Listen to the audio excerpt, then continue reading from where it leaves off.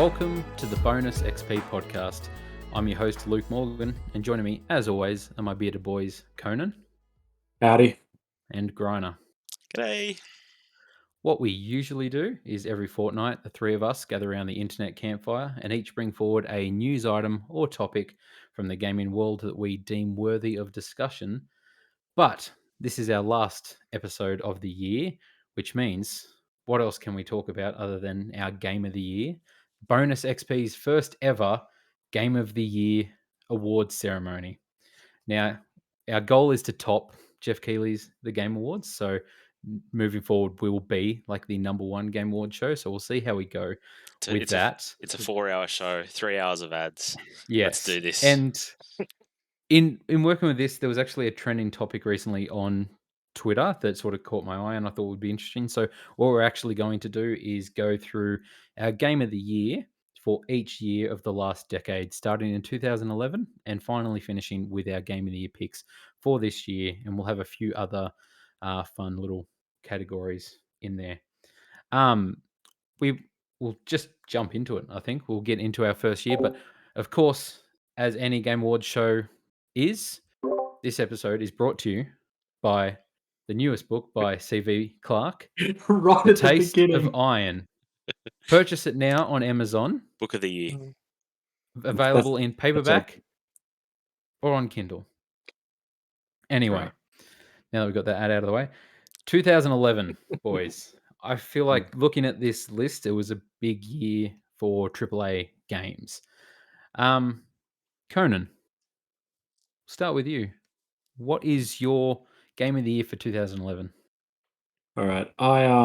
2011 was a big year for that. It was a good year for games. Looking back on, there's a lot of good stuff that year. It was a big year if you like bad games. Oh.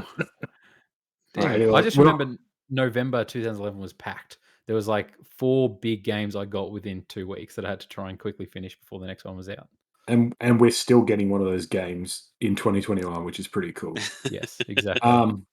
Look, I'm going to get it out of the way. We've talked about this before in an unreleased episode. It was very contentious, but it's dark. It's Dark Souls, Game of the Year, Game of the Decade. Contentiously. It's important.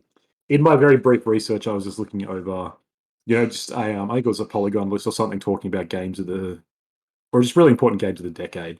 And this came up, and it made a good point. It was like the name has become synonymous with a genre, like how Metroidvania is now is a name used for a genre of games based off very successful things. And it's interesting just seeing how Dark Souls has spawned that genre. And for a while after this, games were just like, it was almost like a legitimate thing. They legitimized themselves by saying we are a Dark Souls game or a Souls-esque game. And that was kind of, oh, okay, so you're head and shoulders above the rest because you're doing this. And I think that speaks to its importance, right? And aside from that, it's the way it uses mechanics of the video game medium as part of the experience is incredible. It's so valuable. It's one of those leaps that in my mind, it's like, this is the medium moving forward and its artistic prowess. This is where it's starting to understand itself. It's maturing as a form of entertainment. So I think it's really valuable and important to the medium as a whole. So it's a fascinating RPG because the story is kind of, I don't want to say it's bad, but it's like incomprehensible. It's all over the place. How it's presented to you is absolute gibberish. You get bits and pieces through items, which is a cool way to tell a story, but the atmosphere and the setting, it's so everything is just drenched everywhere. It's just got such a clear vision about what this game is about that's the story. It doesn't matter why I'm going to kill this dragon. It's just that I'm in this medieval world. Everything is trying to kill me and I have to go kill this dragon. And it just it's one of those games where they really invented basically a control scheme in a lot of ways. Like, how many games now have that, light attack on the bumper, heavy attack on the trigger, and you've got full control over your camera all the time? Yeah. Like, reminds me of those early days with Halo and stuff like that worked out how to do FPS on the controller. I think Dark Souls really worked out how to do, action RPGs on a controller, and it's everybody's copying it. It's amazing game, absolutely amazing game. Like, game developers now, like a lot of game developers now, have in the description of their game Souls-like, Yeah. and that's all from obviously Demon Souls came before this, and that's an argument that we've had before. But Dark Souls is what obviously reached a wider audience, fine-tuned that sort of gameplay from Demon Souls, and was such a big popular hit in 2011.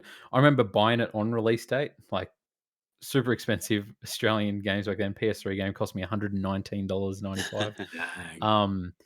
And like I played the Demon Souls when it first came out. I imported it from Japan. Actually, it's the only game I've ever imported, and like that's the thing. I was so excited for Dark Souls, and I remember me and one of my friends from high school just being like, "My God, we're gonna die so many times playing this. It's so hard." And it was. We just kept getting owned over and over again, and Yep. I'm pretty sure I returned it the next day because I was like, "That's enough for me." Too much. I like that story about first time playing it. I remember playing this game for the first time really vividly. It was 'cause I didn't play it in 2011 at all. I played it, I'm pretty sure, in 2013. And I was back Mm. for the summer holiday, so I got the Prepare to Die edition.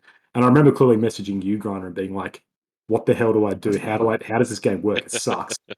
And you were like, "Stick with it as you reach a point where you understand it." I remember like finally clicking and going, "That's it. I've cracked it." And I still think about that game like every couple of days. There are just moments I think back to my experiences playing it. I think back to just the sheer sort of wonder and like the way it changed my thinking. And like there are pivotal moments in my history of gaming, and I'm like, this is kind of what's defined my view on the world and why I'm interested in the stuff I'm interested in. And Dark Souls is one of those games that has very much shaped my outlook on like my artistic expression, my interest in this stuff. And I like that's a really valuable thing in my mind. Yeah, Yeah. it's an incredibly dark story, like a really good dark fantasy story. I don't know. I don't feel like we got a ton of that in games before this. I don't feel like it was huge before this, and I feel like this definitely did a lot to to bring it to the forefront. Obviously, it's based on things that came before it, but I don't feel like there is particularly in the gaming space, not as popular as Dark Souls became.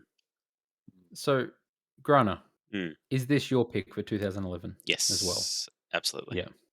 Yeah. I can talk about a different game Um, if you'll permit it. yes, because let's not make this the Dark Souls podcast. That's So Because I've got what four Dark else? Souls games to talk about, man. the other game I would recommend from this list is Dark Soul. No, is Portal 2. Portal 2 follow up to the incredible Portal. For me, I enjoy Portal 1 more. Portal 1 was just a game Really? I just came into it having no expectations, knowing nothing about it. I don't think it was Yeah. even announced. It just came with the orange box. I think this Yeah. is how everybody first experienced it. And I played through it in a morning, and I'm like, holy crap, this is like the gameplay is really cool, but GLaDOS is like the best character in video games ever. Portal 2 Yeah. like expands on the universe hugely, and that's really cool. And I think they do it with a really deft touch. Like they do it really well. They introduce some absolutely hilarious situations and characters. Um, but to me, it's not nearly as memorable as Portal 1. Like Portal 1, yeah, it will always have a spot in my soul. But I really enjoyed Portal 2, and I think it's Yeah. obviously an amazing game. No, I love Portal 2. I have never played Portal 1, but Missing heard out. so much about 2 and played it. And I remember at the time when finishing it thinking like that might have been like the funniest game I've ever played. Like I Yeah, just so much stuff, just like and the way they they have dialogue stuff that reacts to what you're doing, like your character jumping and just like little comments that the robot would make, just yeah, cracked me up. And I really enjoyed that game and satisfying to play. Like it's a very satisfying game to try and solve and puzzles and everything yeah. like that. Um, so my pick for 2011 was Uncharted 3: Drake's Deception. Shocking. Um, no, so this game obviously follow up to the massively successful Uncharted 2. Uh, just I don't know. I don't have too much to say about it. It's just I think it's a strong point in the series. I don't think it's as good as Uncharted 2. I did back then. I think in more recent years, I just like the story and the pacing of Uncharted 2 more than Uncharted 3. But man, that game's beautiful to look at. I remember it just being such a graphical showpiece the whole everything to do with the sand and the desert and just reacting how the sand reacts to him and everything like that. And I really like where it goes in the story and like where it takes that character of Drake and dealing with his childhood, seeing when he meets Sully and all this sort of stuff. I found it really good, and there's a few scenes in that game that I think are really powerful. But um, there's a fake out character death scene in that Yeah, man. shook me for about half an hour until they revealed that it was a trick. But Yeah. yeah, I'll always remember that game. Holds up as well. I only played that game a couple of years ago, I think, and Yeah, it's really fun. There was nothing about it that I was like, oh, I can tell it's a 10-year-old game or whatever. I was like, no, holds up, yeah, plays really well. exactly. Unlike Dark Souls. You can So, leave. only kidding, obviously. Um, so moving on, 2012. Grana, we'll start with you. What was your game of the year for 2012? 2012 was an interesting year. Like looking at the lists and trying to figure out what was the game that really gripped me. Obviously, I could go Dark Souls Prepare to Die Edition. Fantastic entry into the Dark Souls universe, but and probably truly that's the one I played the most of. But um, I think for me, it's XCOM Enemy Unknown. A very good strategy game. Kind of came out of nowhere. I remember not hearing anything about it, and then listening to a Game of the Year podcast, and they talked about it for like half an hour. I'm like, man, I got to play this game, and it's a really fun strategy game. It really popularized that isometric view. Multiple characters moving around the map. Like there was lots of clones of XCOM Enemy Unknown that came out after it. Yep. Um, whether any of them did as well as this one, I'm not sure. But yeah, it just was. I don't know. I really enjoyed that game. It had a really fun sort of meta game outside of the levels where you're powering up units and stuff like that. And every mission kind of had a story. It's like I've got this dude that I've powered up, and then he dies, and death is permanent in that game, and it's kind of like, oof, I've lost a good dude. Anyway, Yeah. it was a very fun game. To me, I feel like 2012 was not the strongest year on this list for me. No. At least for me personally, like games like Mass Effect 3 certainly didn't hit. Far Cry 3, I'm not the biggest fan of. Um, like The Walking Dead was very popular that year, and I enjoyed that game, but Mm, it's like I never want to go play it again. I never think about it, you know. Um, yep. so yeah, I think for me it's XCOM Enemy Unknown. Interesting. XCOM was on my list of the games that I wish I'd played. Like I didn't Mm, play but should have, because it comes up in a lot of lists and a lot of reference points as like the What Culture guys. It comes up in a lot of their videos of like franchises they love that no one else loves, or things that come up, and it seems like a really interesting thing that I never got into, but kind of wish I did. yeah, Cool box art. I yeah. really like that alien with all the Made up of the skulls making up the skulls. alien. Yeah, The yeah. dope cover It was art. an oppressive, like it was a very depressing Mm. story. Like there wasn't much hope in that world, but it was good. Just like ours. Kind of. They predicted it 10 years ago. Conan. 2012. It's you're right. I know. Looking at this list, it was weird. There's a lot of games here that I like, but there's nothing really. There's almost nothing that I'm like, oh, brilliant, or massive, massive things. There is Mass Effect 3, but I don't think that really cuts the mustard. So I'm going to go with Dishonored. Now, Hmm. I've talked about it before. I adore Arcane, despite my lack of death looping. But Dishonored, I remember I was working at EB Games at the time, and I remember Dishonored coming and just like the trailer, and it was one of those games in a similar way. So like Dark Souls, it was this very dark, gothic-looking game, and everyone was like, "What is that? We haven't seen anything like this." And the trailer was really cool, and it's like this alternate history. Like it's everything that I'm into. It's alternate history. It's sort of magic realism, almost fantasy. It's very despairing, but this game has probably the best lore in any game I've ever played. It is remarkable how much they've fleshed it out. You look into wikis, and it's like they have calendar years that function in a really clever way. They've thought out how geography affects culture and religions, and it blows my mind, like reading it and sort of the little nooks and crannies. But they the you can feel it in the game. I think the research and the time they've put into it, Mm. and you never really know it playing it. But it's like it feels authentic because they know that behind the scenes, like, yeah, this is why everything's happened because this is how the world works. Um, I love Yeah. this game. I absolutely adore it. Yeah. This is probably my game I wish I had played, or I feel like I should have played. It's always been on my sin list, but I've never. Oh, you still haven't played it. That's Oh, the crazy. problem is the longer ago it is, the less I feel like it's going to charm me. You know, it's the Yeah, hard thing that's about games. You totally can go fair. back and watch an old movie, and sometimes they are dated, but sometimes they're timeless. I feel like it's really hard to be timeless with a video game. I think as well playing Deathloop, and then going back to that, I think it might be difficult on a gameplay level wise because obviously they do a lot of the same things in Mm, Deathloop that they had Yeah. done with Dishonored. But yeah, 100%. I think Dishonored's my favorite of all the Arcane games. Like the first one, Mm. it grabbed me the most, and I played through that game like crazy. Like I was obsessed with that game for like Yeah. 2 weeks.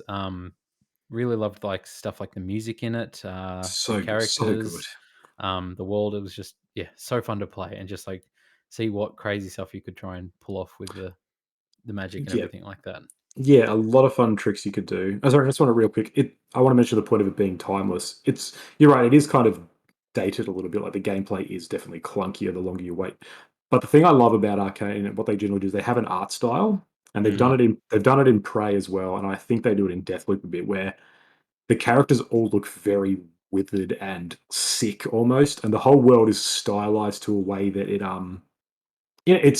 doesn't look like, "Oh, we tried to achieve real life graphics in 2012." It's like, no, Yeah, it's got a timeless style, so even if you look at it now, they're a little bit worse, but the style really saves it and it keeps yeah. looking fresh. It's the same reason like your 8-bit, like your side scroller and 8-bit games and Nintendo games look better than PS1 games mm. who Perfect are point, yeah. all polygon. It's just it Mhm. doesn't do the same. But I like what you said about Yeah. that art style. Like everyone in that game looks like they have a cold. Like just It's awesome. runny noses, red noses, and And yeah. the cast in this game, holy crap, it's got Michael Madsen, it's got Sigourney Weaver. It is insane looking at, like, I've so never many looked at the cast. I should. it's bonkers, like, so many famous people in it. Don't know why, but I love it. So 2012. I'm changing my pick on the fly here because I didn't realize that these other games had come out in 2012. So this was actually quite a good year for me. Um, I loved Far Cry 3, so special shout out to that. Like that was a very late game that came out in December 2012, but loved that game. My original pick that I just wrote down from my memory of 2012 was Mass Effect 3. So special shout out to that. Obviously, the finale to this awesome trilogy that I love probably would have been my game of the year that year had it stuck the landing. Yeah, Didn't quite yeah. do that. Literally, just the last 20 minutes they had to get right, and that's the only bad 20 minutes in that game most of the part. But Yeah, they did a lot of things in that where they streamlined the RPG elements a lot. yeah. And I remember it not bothering my first playthrough and bothered me so much on subsequent playthroughs. Like you'll be walking through the Citadel and your character just picks up missions because he's heard someone I didn't know. Someone was having a conversation, but someone's having a conversation like, I need these dampeners. And so it just pops up in your codex, like dampeners. And I'm like, okay, cool. Then I get them and I'm on the Citadel. I'm like, how do I give this back to this person? And I literally would run around every single level, be like, and trying to talk to everybody, and then be like, "Oh, there we go. That's that mission complete. It's now off my backlog." Yeah. Um, so I'm torn between 2 games here. So I think I know what I'll give it to. Another special shout out to Max Payne 3. Yeah. Um, I feel like underrated. I feel like nobody talks about this game. Rockstar don't seem to acknowledge that they did it anymore. Like it is, no one's clamoring for a remaster of this. Yeah. I adore this game so much. I had so much fun with it. Never played a Max game before this, Max Payne game, but I love this game, and like I think the soundtrack, it's done by Health. It's got a really cool sound to it. I listen to that soundtrack still weekly. There's so many levels in that I've looked up on YouTube and just watched people play because in my memory I was like that level was so badass to play. Just like the slow motion, the shooting, the style they did it in, and I'd watch it. And I'm like, yeah, that's so cool. Like just Was I it a love the diving, the slowly shooting, the way he'd land on the ground rough and like you'd be reloading while he's laying on the ground, and has to get back up. He had the whole Breaking Bad shaved head, beard thing going. It was tops. I love this game. So But I just want to know, was it as good as the hit motion picture with Mark Wahlberg? much, much better. Wow, And I haven't even seen that motion picture, but I can guarantee it's much, much better. Mark Wahlberg, stay away from my video games. So, Conan, I think you'll agree with me on this. My game of the year is Spec Ops: The Line. Oh, it was I a thought good someone was going to pick. say it. Yeah. Yeah. Yeah. So this game, obviously, if you know, you know. Incredible story. I love the way they did this. I feel like people leading into this game had no idea what sort of game this was going to be. You look at all the IGN coverage of this back in the day, and they were talking like that it's a generic third person like war shooter, and they totally play on that. Like the first half of the game is a generic third person war shooter. Yeah. Like it feels just very like, okay, boom, boom, boom, third person, cover walls, boom, boom, boom, doing all that. And then as it goes on, it gets darker. You see the what's actually being told. And that game's story will stick with me forever. Like, there's different endings and all that, and I had to look them all up after I finished it. I was happy with my ending. I thought it was good for the story. But like I think a really powerful story to be told, especially at that time for games and for a military shooter. And it's still not replicated. I don't feel like nothing's really. You have Call of Duty that will try to be deep and meaningful on one mission, where they like show like stuff that's happening, but it doesn't have the Press same X to pay impact. respects. Exactly. That's Activision's attempt at Spec Ops: The Line, and Yeah. it's Yeah. current. Granted, did you play it? I tried. I didn't get far enough into it. I know what happens. I came Okay, to yeah. it very late. Is it the Yeah. most fun game to play? That would be my question because I didn't feel like I was enjoying it that much. It's fun enough to play. Like, it's serviceable. It's not like, "Oh, this is awesome gameplay." Yeah. But at the time, if it does seem just like, yeah, another third-person shooter. But I think the gameplay itself is serviceable enough to get enjoyment out of it as well. So here's why I think it's so interesting as like a weird time capsule, and why it's never been recreated, is because it's like one of the only games that has committed to its kind of criticism of itself, and it's actually Mm. said we need to be a generic shooter to sell the point we're making, and that's Yeah. going to affect sales. Like people aren't going to like this game because we're a generic shooter, Mm. and Yep. it's a really ballsy move to be like we're actually going to make a sort of subpar experience for people because that enhances the whole point. That at the end of it, it's going to actually make more sense. Because if they'd made this a really tight, fresh shooter, I think it would have lost some of the point. It would have actually lost a lot of its thematic sort of commentary. Yep. And but we have to say, look, you're playing this thing, you're playing something you've played 1,000 times before, but you have to actually think about that now. And so Yep. I admire this game so much because I'm like, you guys took a risk. You knew that you were going to make something that wouldn't sell too well. And I didn't pay any attention to this game. It was only Yeah. because you, Luke, were like, hey, this is a really great game. Give it a chance. And I was like, okay, I trust you. And Yep. I'm so glad I did. I played it and was like, holy crap, one of the best stories. I mean, obviously it's very much based off a classic tale from Yeah. over 100 years ago, but it's timeless in this setting now. Yep. It's interesting that yeah, I don't know if you can really go back to it and get a lot out of it because its gameplay is dated intentionally Yeah. so, but it's But definitely worth discussing. yeah, as soon as I finished, I was like, "This is a Conan game." I was like, "I need to get Conan on this and hope Yeah. he plays it." Um, so moving on to 2013, but before then, did you know you can get max taste, no No, sugar, they no don't pay caffeine? us. They don't pay us.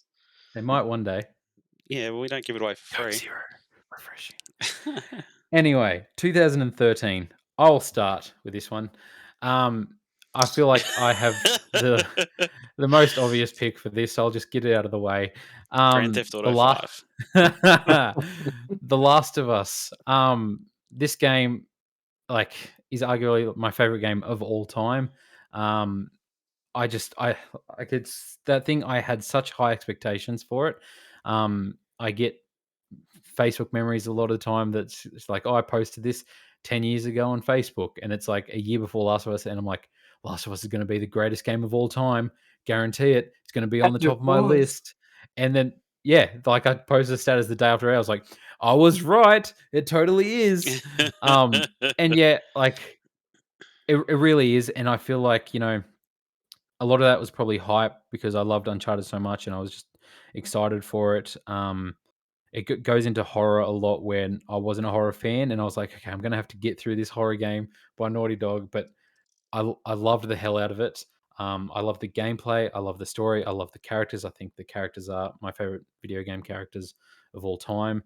Um, like I named my daughter after a character in this game. It means a lot to me, and it's something that as much as I loved it more years later when I played it, and I felt like I was more mature. I had like a child of my own.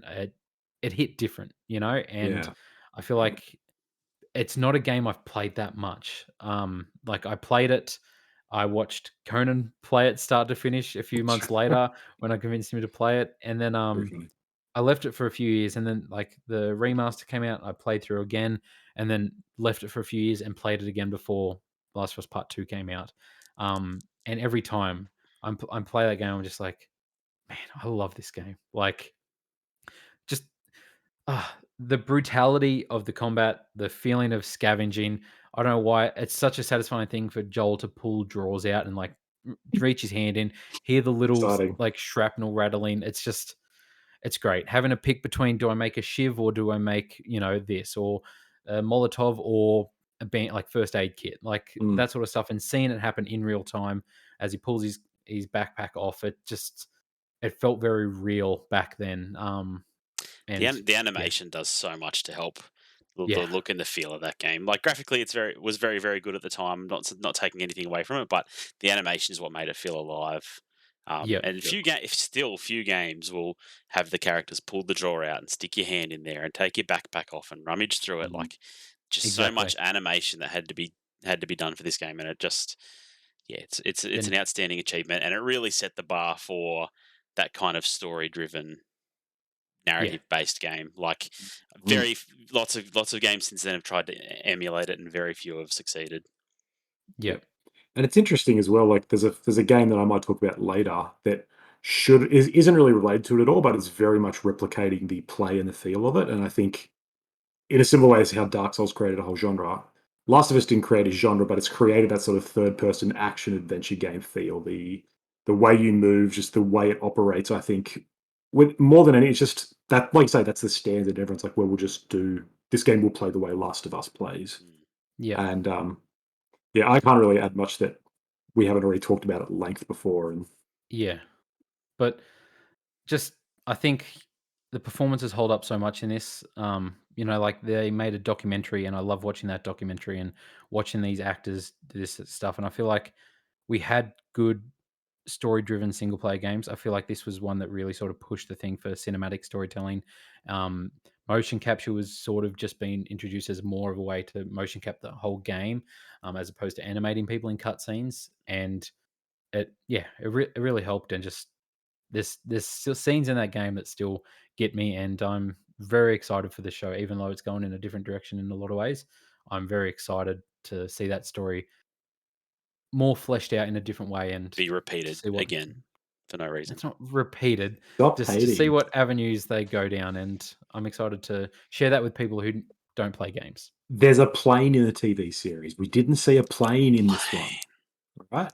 Pedro Wow. Pascal was barely in the game, and he's like the main character in the show. Um, Conan, is this your pick for 2013? Yeah, it's unquestionable. Yep.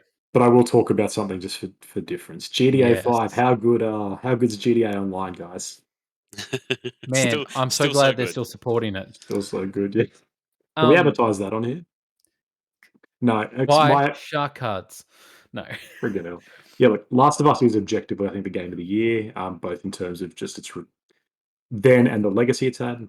But So yeah. I'm just interested because we used to have this I'm long-standing gonna get debate about I'm another gonna get game that into that. came out I'm in gonna get into 2013. that. Okay, So cool. I'll talk about Cool. Bioshock Infinite, Yep. which is also a phenomenal game. Yep. I don't want to talk smack. Like, I think Bioshock's great. If we were doing a list of best game of 2007, Bioshock would have topped that easily. Infinite is really good. we did have this long-going discussion about which one was better because we had our petty little Xbox versus PlayStation fanboy fight. And then when we met Troy Baker, we talked to him about it, and it was Had a good long chat at the bar. We did, exactly. When he opened up about his struggles in his life, it was a good moment. As I've gotten wiser, much like Joel, I too have realized that BioShock Infinite is not as good. It's still a really good game that I don't think gets much credit anymore. People are mostly disregard all the sequels. They're just like, BioShock was great and the rest of them crap. I don't think that's fair. Infinite is a really good game. It's got some issues, sure, but the story, it's the way it again, like it 2 for 2. 2 games Ken Levine directed. And he's like, I will make you think about this medium. I will make you actually consider what you're doing and why you play games and how playing games works. It's BioShock Infinite is incredibly smart. Like it's I love BioShock Infinite. Like I really did. Yeah. Like I love those characters. Elizabeth Yeah. and Booker are great. Yeah, Again, phenomenal. obviously, Troy Baker, both Yeah, Booker and Joel. Like good year what a for legend. Troy. I feel like that was his year that he started. Like I feel like that's what took Jeez. him off, really. Yeah. But I love BioShock Infinite and the twist in that. I know a lot of people say it was like you could have seen it come, but it still shocked me when it happened. And I love a lot of the scenes and imagery in that game. It's just such a good game. I really like it. Yeah, I remember really enjoying BioShock Infinite when I played it. I feel like it's a game I don't think about anymore, like ever. I occasionally think about, the ending where there's always a man, there's always a lighthouse, See, but they've never made good on that. And then every time there's a rumor about a BioShock game, it's like, oh, there's always a man, but they never. I don't know. Maybe they'll make good on it one day. I do think about it a little bit. I often think of that idea of like time travel and the whole, constants and variables. And I'm not sure if the game I probably didn't create them, but at least it's kind of what introduced me to it. Yeah. And yeah, just that, that idea of split universe, sort of confronting that. And again, the whole idea of like, why you do what you do in games, why we're playing this game. It's like it's very clever. It's a really great commentary. It's one of those games again where I'm like, you've got me thinking about what I'm doing. You've got a meta awareness, but you're also really fun. I think the game suffered more than anything by having a lot of broken promises. Like there was that original gameplay trailer. I remember I showed about 10 minutes of footage and it was amazing. And the game is very different to what that was. Yeah. Yep. And you had characters like the Boys of Silence who were originally really cool and they actually completely did a 180 on them and they became terrible. And it seems like I think the game has become a victim of its broken promises, which fair enough. You can't hold that against it. Yeah. But hey, every now and again, I just listen to "Will the Circle Be Unbroken" and I think about that game. So Yeah, the soundtrack is phenomenal. yeah. Griner, 2013. Oh boy, what a weird year. So for me, games that I actually played that year was a whole lot of like indie stuff, like Gone Home, a game that kind of spawned a genre, like the walking genre, where you walk around and just experience what's going on in the world. Very interesting game. Not my game of the year, but something I enjoyed. Papers, Please, a very Yeah, simple feeling little game, but then it just hits you with this um, these morality choices and these shades of grey that you have to muddle your way through in order to survive. Fascinating little experience. Again, I don't know. It's not huge. Not my game of the year, certainly. Brothers: A Tale of Two Sons. Um, Phenomenal ending. Very, very. I don't know. It was just a very fun game that used its mechanics to tell a story really well. Um, Yep. I have to give it to The Last of Us too. Also, not two. Ooh. Last of Us also. wow. I Okay. love Bioshock Infinite, but The Last of Us is the one that I think, like I said, set a standard for those narrative-driven games. Had a phenomenal gameplay. Yeah, I have a few runners up. The Stanley Parable is a really interesting story, and I'll look at the creative process and what you do when you don't know what to do. I don't know. It's an interesting little story. Like there's lots of little indie experiences that I had that year that I really appreciated. I think, um, yeah. Well, there we go. Last of Us, our first universal one we agree on. Yes. I could cry. Um, moving on to 2014. So I think this was a weird year. It's the first year, like, fully of, like, your PS4 and Xbox One generation. Um, Looking back through the history, a lot of people, like, look at, like, the what won game of the year this year as, like, yeah, it won, but it's because it was a really weak year. Yeah. So I'm interested in hearing your guys' picks. Conan, I'll start with you. 2014. Sorry, I did look at this. I'm just looking over it again. It is a really pretty crappy year, all things considered. Like, Um, obviously, there's a name there that stands out with you guys, but I mean, yeah, that's a whole other thing, right? Like, mm, that's definitely the weakest of the Dark Souls entry, For and sure. still a phenomenal game. Still love it, Mm. but definitely weakest. My pick, so my pick's actually, I'm pretty happy with my pick. I remember way back in 2014, we were talking about this, Luke, and it's stuck the same. Wolfenstein. My Wolfenstein: The New Order. Um, 1 second I before you go, just funny tangent about that. That was when we first were talking about doing a podcast in yeah, 2014, and you'd sent me a little 3-minute audio clip of you reviewing, or not a podcast, but we were going to do a YouTube channel where we're yeah, that's right, reviewing that's right. games, and you did a review for Wolfenstein. We should, Are we you going to should, we should insert just, that in here now? we should have. I will find it and we'll insert Conan's Wolfenstein review at the end of this podcast. Yeah, If you're a diehard fan, listen to the end and you'll hear unfiltered 2014 it Conan's would, review it would be of god awful. No one wants to hear that. yeah. But So yeah, look, anyway, Wolfenstein. did either of you guys play this game? No, No. again, probably the game on this list that I wish I had played. Because yeah, okay, I don't know if a lot of people did play it. I know Wolfenstein's a franchise I've always really enjoyed, and seeing it be rebooted by Bethesda, I was very excited for this. I remember I was playing this when I got my wisdom teeth out, so for about a week I was just playing lots of Wolfenstein, high on codeine and eating custard. It was a great time to be alive. No, Mum, Hitler's back. He's back. I've got to stop him. It's like I'm not making this up. It's really fun. Like again, when Bethesda does it right, they hit it out of the park. This game is really fun. Like it's just great first person action. It's got that classical feel of those old school shooters. You know, in a time after things like Halo, Call of Duty had all sort of created the new norm. So Mm. it's got that classical feel. The thing that's amazing about this game is it deconstructs everything you expect. So you expect this narrative about this meat-headed dude, this 6'6" like block of muscle named BJ Blazkowicz who's Yeah. killing Hitler. So you're expecting the worst sort of story care, just ultra American greatness. But what this story does, it completely deconstructs that. It's incredible. It humanizes this guy who shouldn't have humanity. It's got phenomenal characters. It really actually delves into their personal lives and the people who are involved in it. There's just these beautiful cutscenes and these beautiful moments of dialogue that, again, like Blazkowicz, who you're playing as, he's got this really raspy, manly voice, but he's saying them so earnestly, and there's a real pathos to this game that I was not expecting. I was just expecting a gory, meat-headed shooter, but I actually got a somewhat profound experience, where it's like, this is actually how can we find the humanity and the character and the emotional core of this story that shouldn't have any of these things?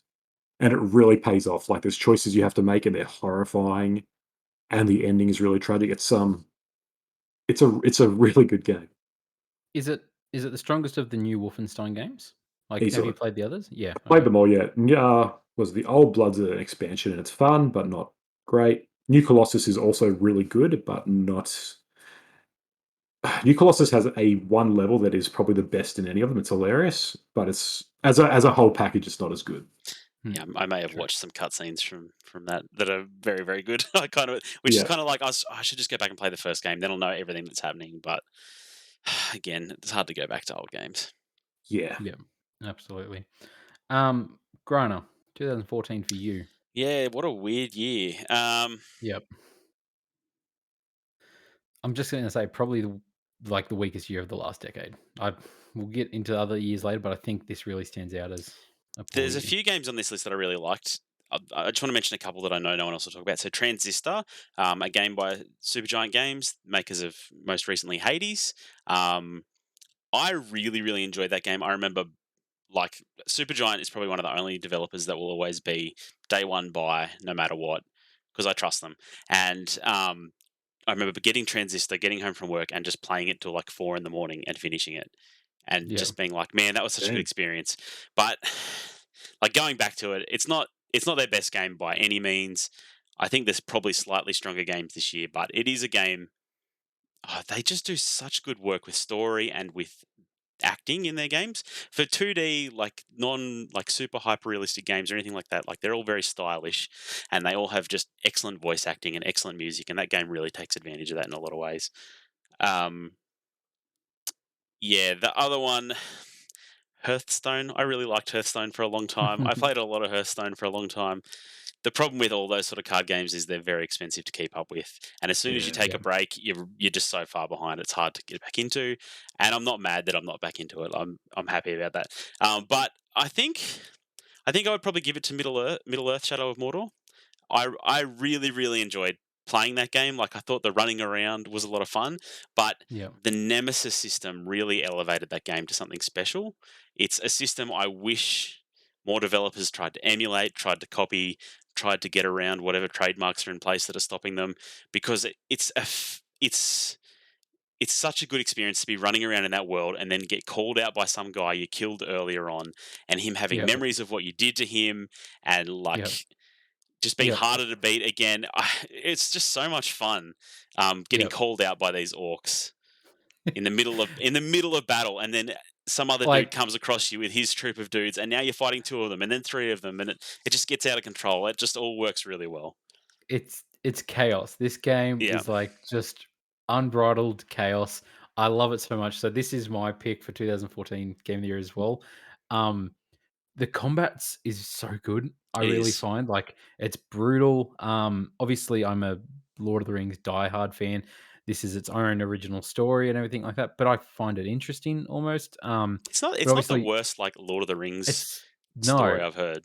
Mm, And that's the thing, like what it does I think is fascinating, but the combat is so fun to play. I was just thinking about it the other day, just like thinking about the combat from it, just like especially all the like the wraith abilities, like you're pulling out your bow and arrow, aiming at some dude, pressing the button and transporting to him and like taking him out with it like your sword. Um just running up buildings, like it's like the traversal is really fun as well. mm, You get around that world quickly, and like the Nemesis system I think was groundbreaking, and like you said, no one else has done it yet. yeah, There's a lot of games I wish it was in, like it seems perfect for a lot of games out yeah, there, but you know, to have bloody Grushnak the Bone Smasher there, and I kill him, and he's this random dude that I just killed, and he comes back, and I burn him alive, and he comes back as Grushnak the Burned. yeah. 10 hours later, when I'm in the middle of this like crazy battle, I'm about to die, and he shows up, all burn marks on him. He's like, "Hey, maggot, I remember you."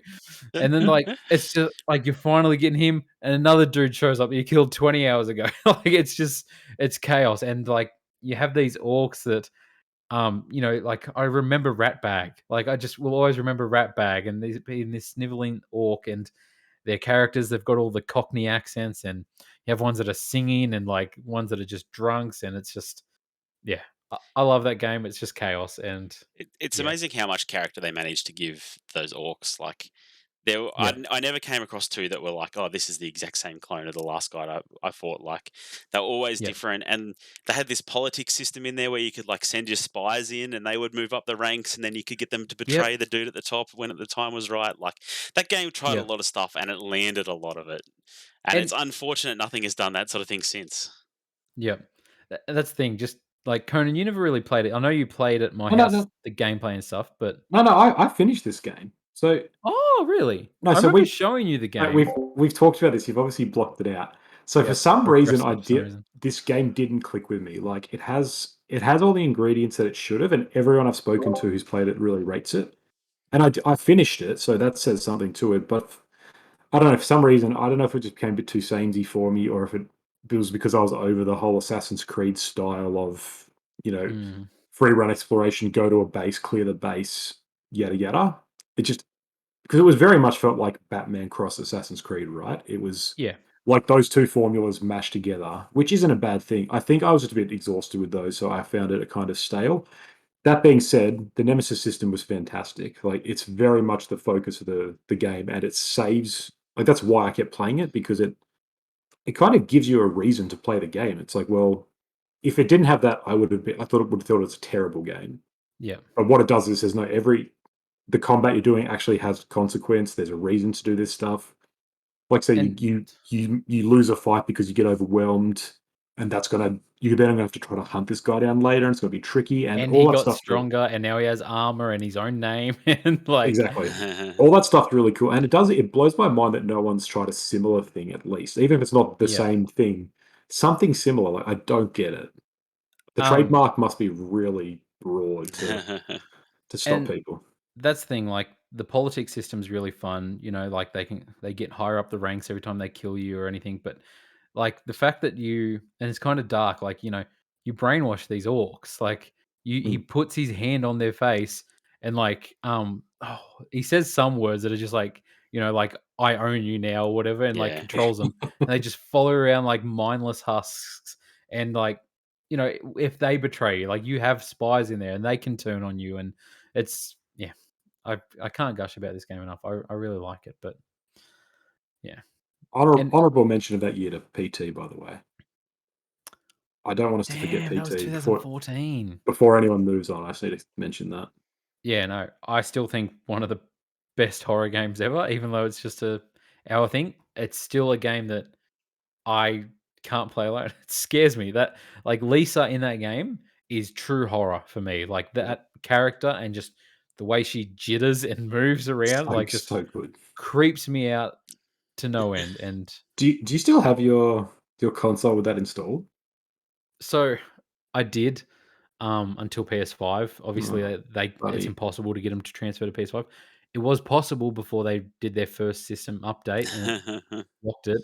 And I got rid of my PS4s eventually and just have the PS5. So it is something I eventually had to give up. But it was kind of comforting knowing that I'd never have to encounter Lisa again. But you never know. Silent Hills isn't abandoned yet. Ooh. Yes, it is. Um, Move on. yeah. 2015. I feel like this was a good year for games. Griner, I'm intrigued to hear your pick because I'm interested in if you'll pick what I think you'll pick. Oh yeah. Oh Same. yeah. Yeah. I think for this year I have to go with Metal Gear Solid 5: The Phantom Pain. There it is. Yeah. A game like there's other games on this list that I really enjoyed. That is the game on this list that I most think about or want to go back and play again. Like, I don't Yeah. know. It played so damn well. It didn't have the story that I wanted. It didn't have the Kojima level story that I wish it did. But Yeah. e- every element of that game was so well thought out. And Kojima's done that a lot in his other games. Like every little feature does something. You shoot a guy in this place, and it does he just thinks of everything. There's a snake in your bag, and it bites you. There's just so many random little things, and this game takes that to all the way up, and then puts it in a sandbox.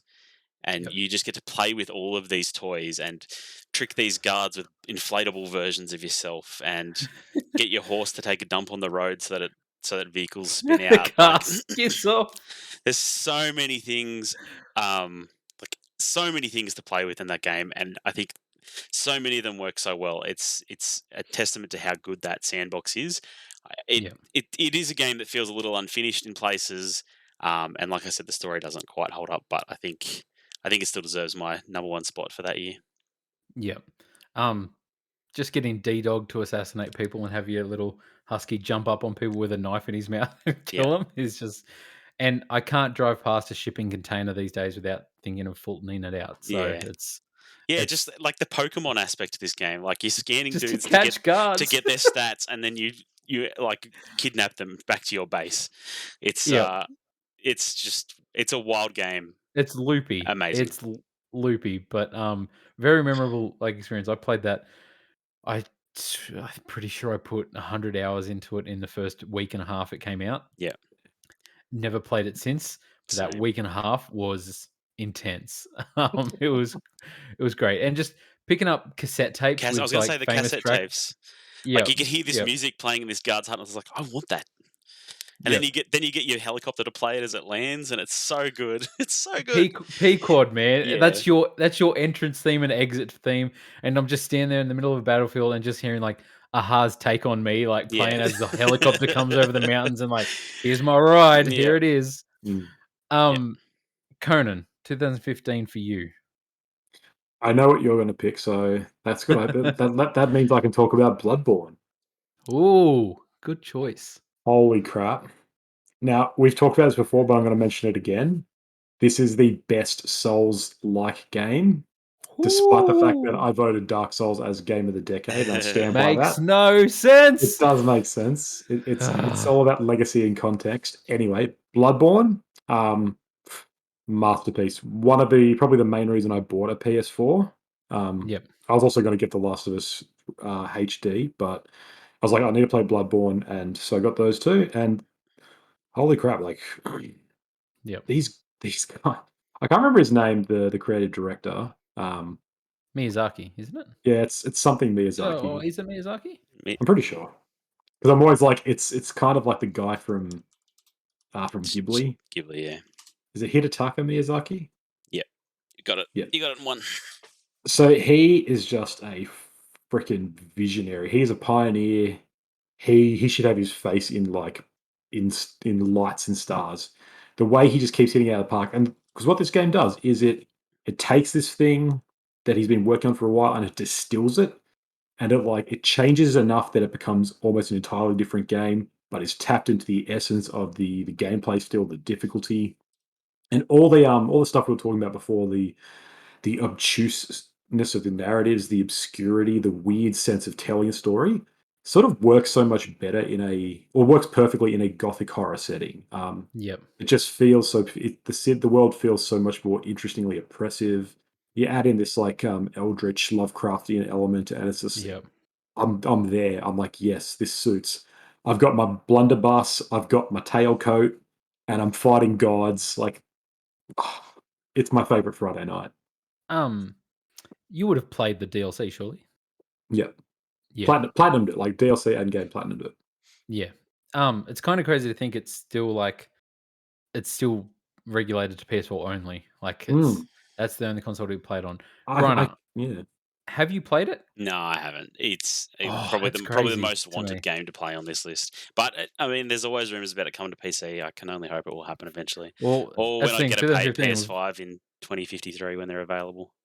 we've had 6 years of rumors of Bloodborne remake, Bloodborne 2, and Bloodborne coming to PC rumors. But man, like that's something like Conan. I know we disagree on this sort of stuff with frames per second, but I Yes, we really, do. really want Bloodborne at 60 frames a second. But you don't It need it. That's the best part. You don't need it. yeah, But it would eh, play better. but It wouldn't though. It wouldn't. Bloodborne You're is wrong. 100% my favorite Souls game. I think it's the one that got me into Souls. Like I played Demon Souls when it came out, never finished it. Played Dark Souls, played Dark Souls 2, but Bloodborne, like, I loved that game. Like, I really got into that world. I think it's the most fascinating and interesting world, both aesthetically and story wise and everything. I love the gameplay the most. I love like the faster aspect of Bloodborne. The villains fascinate me. Vati Vidya, this YouTuber who goes into like all Souls lore. I Yeah. loved watching his videos on Bloodborne. Platinumed it, and yeah, I love this game. It isn't my game of the year for 2015, though. No, it's not. Yes, predictably, my game of the year for 2015 is The Witcher 3. Um, having never played any of the Witcher games in the Like series, literally everybody else. pretty much, I I had tried number always 2. Couldn't do it. So did I. I wanted to play number 2 when it was first coming out. It was 360 only and probably PC and everything, but I couldn't get it on PS3. Still never got a chance to play it, but it looked really good. Like I thought it looked really fun. I really wanted to play it. Witcher 3 coming out, I got so absorbed into that world. Like um for a while there, like when I was so obsessed with it, it peaked Last of Us as my favorite game of all time. Um, Wow. It's a big I call. loved Geralt as a character. Like, just to have this character, like, and what have him say, he's like so cool. Geralt's voice is so cool, and just the character in that game, he's such a badass. I love the combat, even though people shit on the combat and stuff. I love the combat. Um, The world is so big. I think the story's really good. I love the performances in that game. Like that's the thing. It's a massive game, and I think the performances are amazing. Like there's scenes in that that make me emotional. Like there's characters in that that like pull on the heartstrings. I just yeah, it got me so much into that, and I thought the world of CD Project Red after Witcher 3, and I didn't So think did what everyone. they could do no wrong. We'll probably touch on that later, but um, yeah, it's I don't know. I can't say anything else about this game. I think I put more hours into this than any other game in history. Um, I just yeah, I love that game so much, and any day I could put that back in and play it again. And I'm keen for the official PS5 upgrade that's on their roadmap sometime in the next year with the Yeah, Cyberpunk yeah, PS5 sure it version is. as well. Can I s- Um, can I ask real quick? Did you play it when all the bugs were still rampant? yeah, so I wish I'd waited a little while. I had like a lot of issues with it crashing, with long load times, with just a lot of stuff like texture popping and everything like that. But to play it down the line, I remember like I'd already basically finished it when it was all ironed out. I was just like, man, this is a much better experience. The inventory system's a much better inventory system. Like the UI is much better. They really fixed that up, but it had such an appeal to it. I think getting this game and then advertising, you get 16 free pieces of downloadable content, like with the game included. Having this little thank you card from CD Projekt Red inside the game, like it was just all these small details. I was like, this game is like tops. And it came out Yeah, a week after my birthday, and I'll always remember it because it came out 2 months before my son was born, like my first child, basically. So like this really was the last 2 months of like full on unshackled gamer Luke, just playing The Witcher 3 every night till 4 a.m. in the morning. Just waking up, no responsibilities, bags under my eyes. They were good times. They were good times. And no, me and respect. Geralt spent many nights together. Yeah, that's what I'm imagining. I just want to mention it's pretty massive how this game like just completely recreated the book franchise. Like the books were all out, nobody had read them, but this game Mm, blew them up, and everybody started reading the books. They're Yep. everywhere, and then obviously we got the Netflix show now. Yep. It's just one of those things. This game that not everyone's a gamer, but has really leaked into every sort of a part of life now. Everyone knows what The Witcher is to some extent. Yeah. yeah. 100%. Like we wouldn't have the show without this game. I don't feel like With like no, no definitely chance, not. no chance. And even like the show's Geralt is 100% the game's Geralt. Like he's doing his voice. It's just Yeah, yeah. it's awesome. Um, moving on to 2016, Conan. What Just all tickled right. your fancy this year? So as I was constructing this list, I was like, wow, out of 10 years, there's about 5 Souls games here. So I need to diversify a little bit. So I won't say Dark Souls 3, but I do want to because I love that game so much. But instead, I'm going to talk about Doom. Who Hmm. played Doom here? You have the exact same opening comments as me. I won't pick Dark Souls 3. I'll pick Doom because Doom was freaking awesome. No one picks Oh, Dark Souls. No, I played Doom. Not Yes. all of it, but I played it and had fun with what I played. yeah. Well, okay, I'll talk about it briefly because I want to hear your thoughts too, Grana. But Doom was awesome. It was one of those games, again, I wasn't expecting too much. I was like, yeah, they're rebooting a very old franchise, but they figured out a mechanic. It makes the game better, and it's so like it's some of the most fun experience playing games. It's like the metal kicks in, Yep. you hold the Rip and controller or the tear. key, Yep. the keypad, Rip and it's and like, tear. oh, I'm in the zone. It's just so exhilarating. Yeah. I was surprised. I was not expecting big things, but this game blew me away. I finished it a few times now, and I love it every time I do. It's so much fun. Man, playing through Halo Infinite recently, I want to go back and play Doom because there's so many times in Halo Infinite where I'm hiding behind a box waiting for my shield to come back. Whereas in Yeah. Doom, it's like you can't do that. You have to kill a motherfucker with a chainsaw to get your health back, and that's the only way you're going to live through this. And it's like you just Oh, have to Yep. keep pushing yourself because yeah, otherwise you're going to You don't die. stop. And You it don't like you stop. don't stop. It's like a puzzle. You have to you know pick your targets, pick which ones you're going to take out first, and then like rip and tear through them. And it's Yep. yeah, and they even managed to make a fun story about a character, like a yeah. bit like BJ Blazkowicz. Like it's a character that was not a character before, but it's fun watching him punch consoles and not care about what's going on. He just wants to kill things, and it's good fun. Because again, it's got that great meta awareness of like, Yeah, we're not here to try to sell you this convincing story of space demons. It's like, no, this is stupid. yeah, What's the funnest story you can do though? It's like you just smash crap. yeah. And it's Yeah. like, yeah, it works. And It there's totally even this works. story going on around him, and he could not care less. And Yeah. you, as the player, don't really care either. It's just fun to play. Exactly. It knows what you want from this. And so it's like, let's give you the best time. It's awesome. Yep. Um, that's the thing. Like, I can't disassociate that the soundtrack for that game with that game. Like, the music's so good in that. Mick Gordon, the composer, like I have that soundtrack on my phone, even though I haven't played the whole game. My son, if I'm driving him to school, it's rip and tear all the time. My son knows that song. He asks for that song by name. It's great. It's our favorite song. But so my game of the year for 2016 is Uncharted 4. So this game obviously completed the Uncharted series. Well, completed Drake's story in this. Went through a bit of developmental hell. They changed creative directors halfway through. Completely scrapped the story of what they were going to do with that. They brought on Neil Druckmann and Bruce Straley from their success of The Last of Us. They made it a much more darker story. It's fascinating to go back and watch the original trailer for this.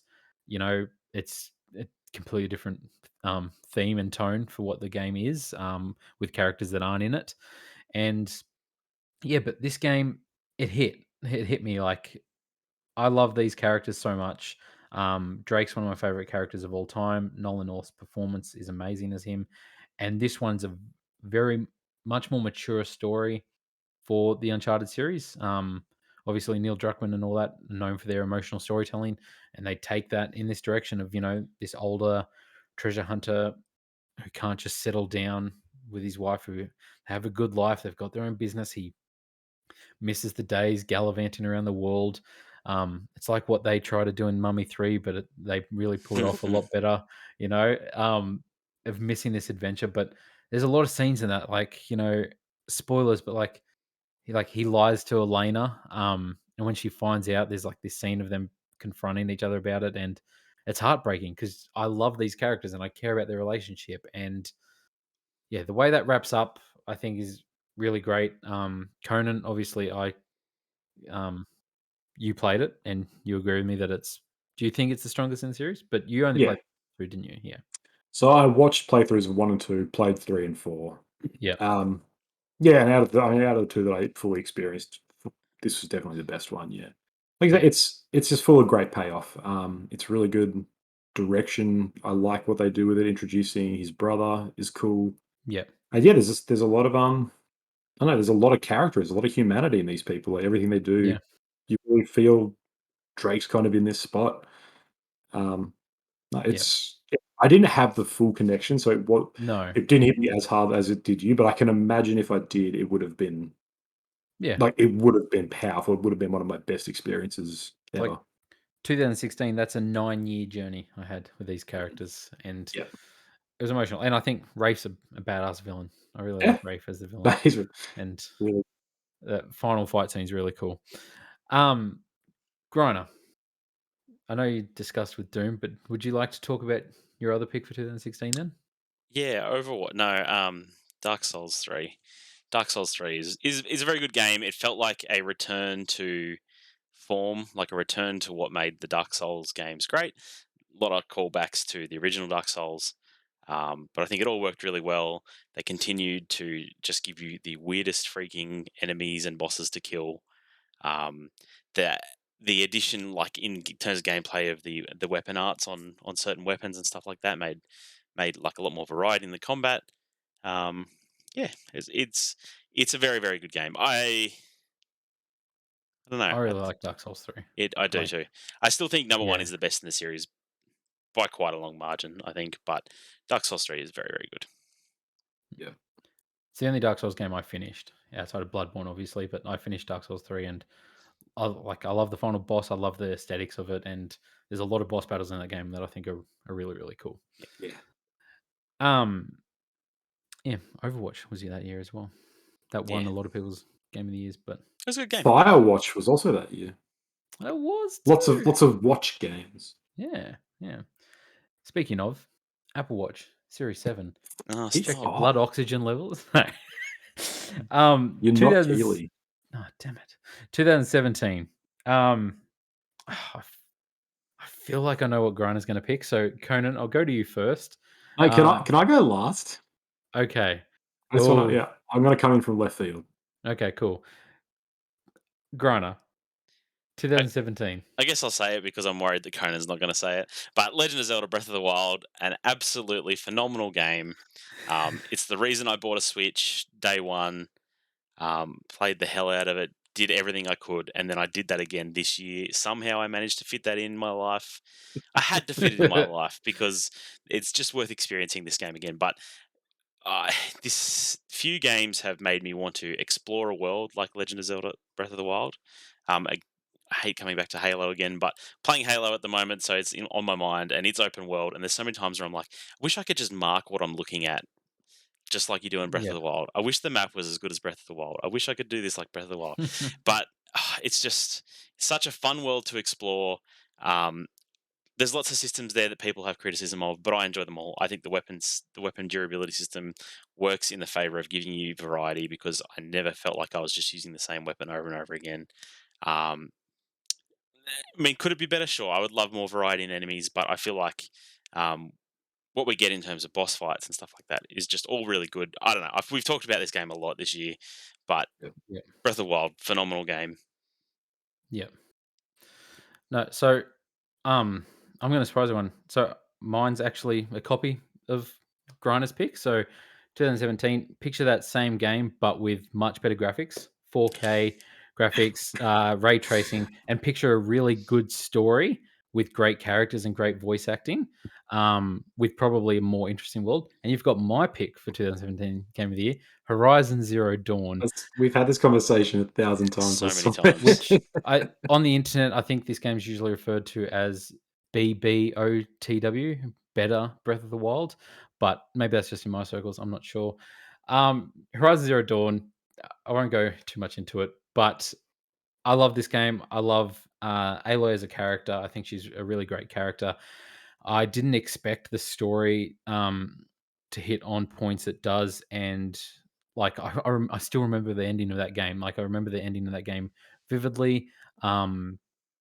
And just I feel like the third act of that game, the final act of that game, where it goes with story and what it reveals about the past and everything like that, I find really fascinating. I love searching that world, finding little artifacts that sort of show you, like, modern times or what had happened in this spot, or this was a baseball stadium, and you hear these little audio logs and stuff. And I found it. I was fully entrenched in this world for a few weeks. Again, like I said, beautiful game. Like what they did with like their color palette and lighting in this game, I thought was incredible. And yeah, really, really good game. And there's nothing cooler than like taking down this giant robot dinosaur, shooting its massive gun off its arm, picking up that gun and shooting at it with it. It's cool. You're fighting robot dinosaurs. I don't know how you can't sell someone on that. But joking aside, Breath of the Wild is also an amazing game that I loved as well. And I put many hours into it. So Conan, I know you're Sure. going to talk about Horizon Zero Dawn anyway as well, so we might as well just move on. No. I'm going to talk about my pet peeve of that game. Everyone is so clean. Everyone is so clean in that game. Every time there's a cutscene, Aloy's talking, I'm like, she looks beautiful. She's just got perfect skin. I'm like, I have been sliding through dirt for hours with you. You would be a hot mess, but there's none of that. So I was like, nah, she's mint. I'm like, no, it really bothered me every time I played. I'm like, just give me some dirt, guys. Holy crap. It's the force field. Sure, everyone else in there is also super clean. Anyway. Yeah. Anyway, what's your pick for 2017? There's a lot of good games this year. Both of those are good picks. Like I'm only just playing Breath of the Wild now. But things like Wolfenstein 2, The Evil Within 2, I've played through a bunch of times. I love that game. Cuphead's really good. Hellblade came out, which is really good. Hellblade, it's really good. Neo, or how you pronounce it. Neo, Another Souls-like game, which I adore. But I'm going to talk about Another Arcane property. Oh, Prey, I saw baby. it on that list then, and I was like, "Oh, that's what he's gonna talk about." Prey is the best game no one ever played. Um, for some reason, it's Arcane. I'm really glad Deathloop happened this year because people were talking about it, and I'm hoping that Arcane gets the attention it deserves. Because Prey came out and no one touched it. It was just dead in the water from day one, and it sucks because it's such a good game. It is it's like an immersive sim, which is kind of a genre that's had a lot of popularity in the past, but it's kind of disappeared. And it should have Mm. rebooted it, but it hasn't. But yeah, because neither of you guys played this, did you? I started it a little while ago. It's too scary for me. It's got a lot of good horror elements. Yeah, I was I was excited for it, and I was working at EB Games at the time, and to see it in the bargain bins after about 2 weeks gave me like I was just like, "Nah, tragedy. I ain't touching that." I was the same. I didn't ignore it, and then I talked to a guy at a bar once, and he was like, "You got to play Prey." Was it Troy Baker? It was surprise. It was just a guy that he takes his hood off to reveal Troy Baker, and I'm like, "Stop following me, tip man. Get a life." Yeah. And so I bought it for $9, and I loved it. It's just a really solid game. It's got an incredible world. It just does all the things you sort of want from this thing. Like this massive ship. It's open. The quests are really interesting. There's a lot of great, like, you've got to do something first before you can get to this area. There is a really awesome mystery at its core. It's very difficult. You've got to actually earn everything you do. You can't just run in and be like, I'll just be able to, overpower this or luck my way through. It's like I died so much from the first moment to the last moment because you have to play smart constantly. And then it's Mm. got some amazing exploration like outside the ship with zero gravity stuff. Just yeah, it's a really good game. I just wish more people played it because I would love to see Prey 2, but probably never have it. So 2017 was actually a pretty big year. Just Mm. looking through the list, like we had the sequel to Middle Earth. I don't think it's as good as the first one. I think it really got bogged down with microtransactions and stuff that really ruined what that game was. There was a lot of grinding in it. Yep. Um, and yeah, like the ones you touched on, but also like Player Unknown's Battlegrounds was I was gonna 2017. say PUBG came out and spawned a genre. Yeah. Yeah. Huge, And huge deal. original Fortnite came out, but it wasn't the battle royale yet. But still, that had come out. We had Uncharted: Lost Legacy, which is another great game. Hellblade, like Conan said. Um, Griner, is there another game that came out in 2017 that you'd like to talk about? Another Nintendo game that I Are know you you wanting me like. to talk about Super Mario Odyssey? I really loved Super Mario Odyssey at the time. I went back and Ooh, played a bit of it recently, and I enjoyed it too, but it didn't stick with me enough to want to keep playing it, I'll say. hmm. Wow, But I interesting. remember really enjoying it at the time. I got all 999 moons. Yep, I did 100% of that game, and it was just traversing that world with Cappy was yep. really fun. Good year for Nintendo. And Yeah. we should Um, also mention FIFA 18. yeah, that was on my list. But as you know, with FIFA, it came out in 2017. Oh, damn it. Should have. Yeah, I know. Yeah. We missed it last year. So 2018, I feel like it was a big year for games. A lot of big AAA games came out. Uh, Grana, I'll start with you first again because I'm interested in what your pick is for this year. Yeah, it's God of War. Hmm. Which if you'd asked me like 2 years ago, wouldn't have been God of War. I only played it recently. Played it in the last Yep. 12 months, I think. Yep. Yeah. But I really, really enjoyed that game. It's a fun world to explore. Kratos and whatever the Atreus. boy. Um, they're fun characters Boy. to they're fun characters to have together. Um, it's quite a touching story. Like it's a really Mm. well it's a very surprisingly good story for a God of War game. Having played Yep. little bits and pieces of the older ones, it's like completely different. But Yep. I'm really happy with this direction. Very Souls like combat in a lot of ways, but done very very well. Yep. And I really enjoyed like some of the really hard challenges they put you up against. Like I wanted to farm out all the armors and Yep. take on all um, The the Valkyries. Valkyries. That's what they're called.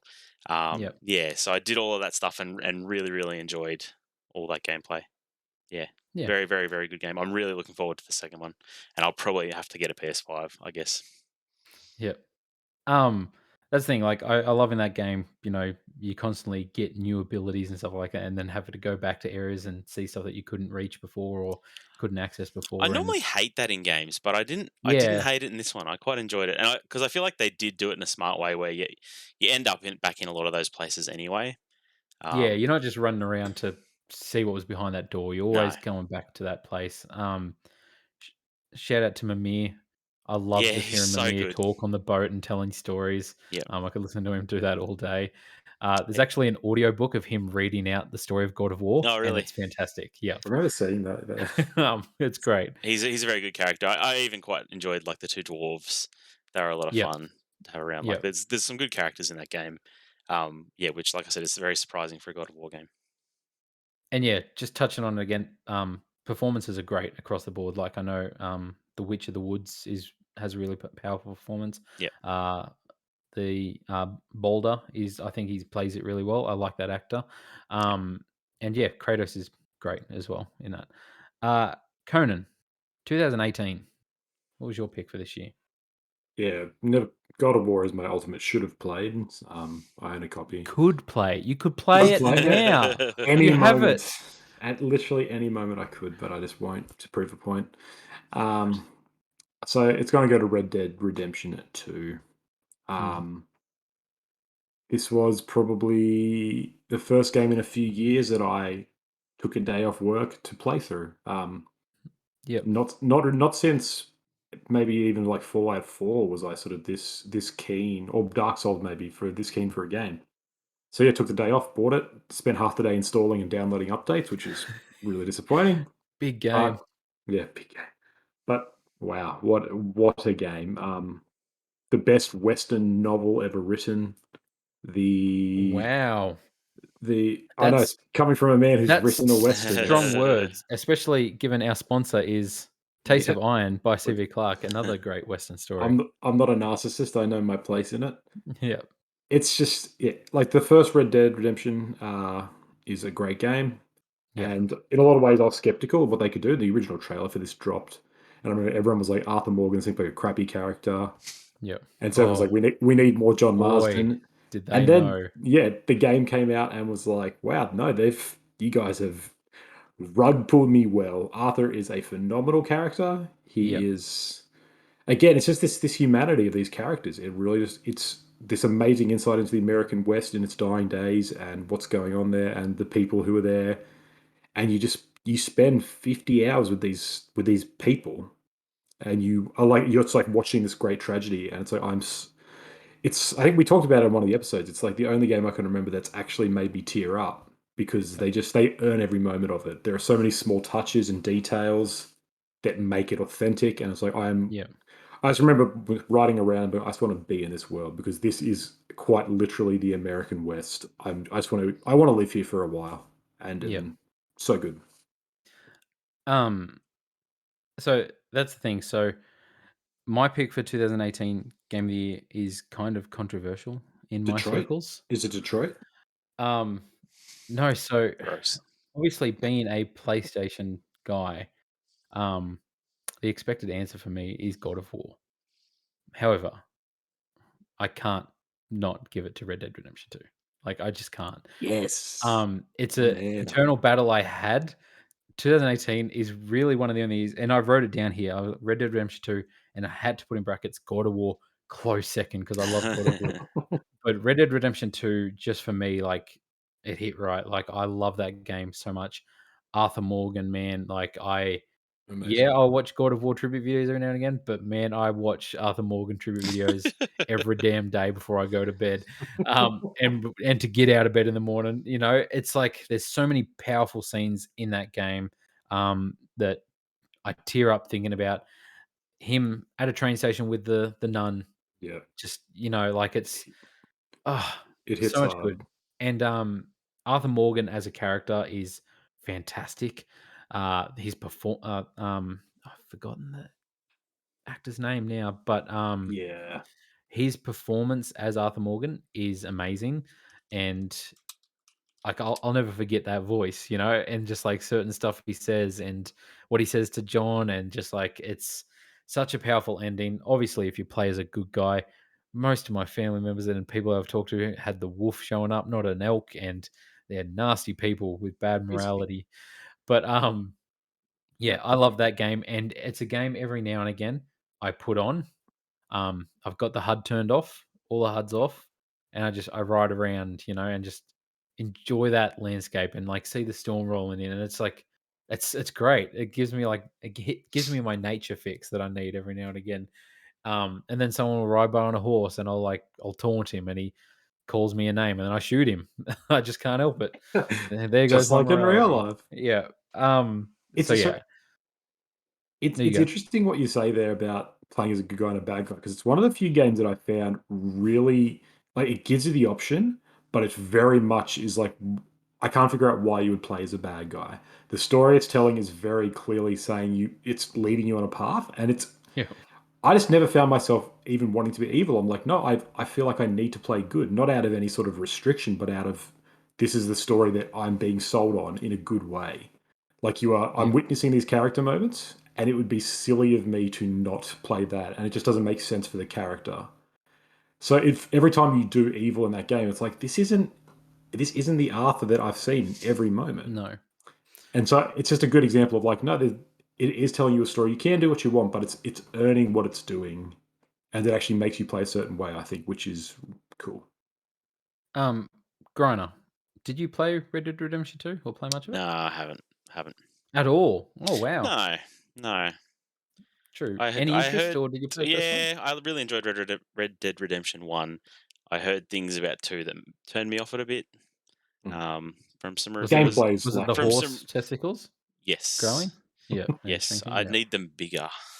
yeah. But I thought so. yeah. I have thought about getting it, but I don't know. I Like, did have I did have the thought when I played it. It's like this is the last time I could ever see this Rockstar formula of combat. It needs to mhm, upgrade. Like it holds the game back, but Yeah. story yeah. is still makes up for it. Funny note about Red Dead. There's a point, like, not spoiling too much. There's a point where your character gets a bit sick, and I was convinced that this was just me because, like, I had forgotten to feed him or let him sleep in weeks. And I was like, "Man, he is sick as hell. What have I done?" I said to my wife, I was like, "I think I'm killing my dude." And she's like, "What's happened?" And I was like, "I haven't fed him in weeks." She's like, "What? How could—" And she was like, "He looks like shit." And I was like, "Yeah." Oh, and I'm just there munging on food, like heaps of it. I was like, come on. And then I was like, oh, it's not helping. I need more sleep.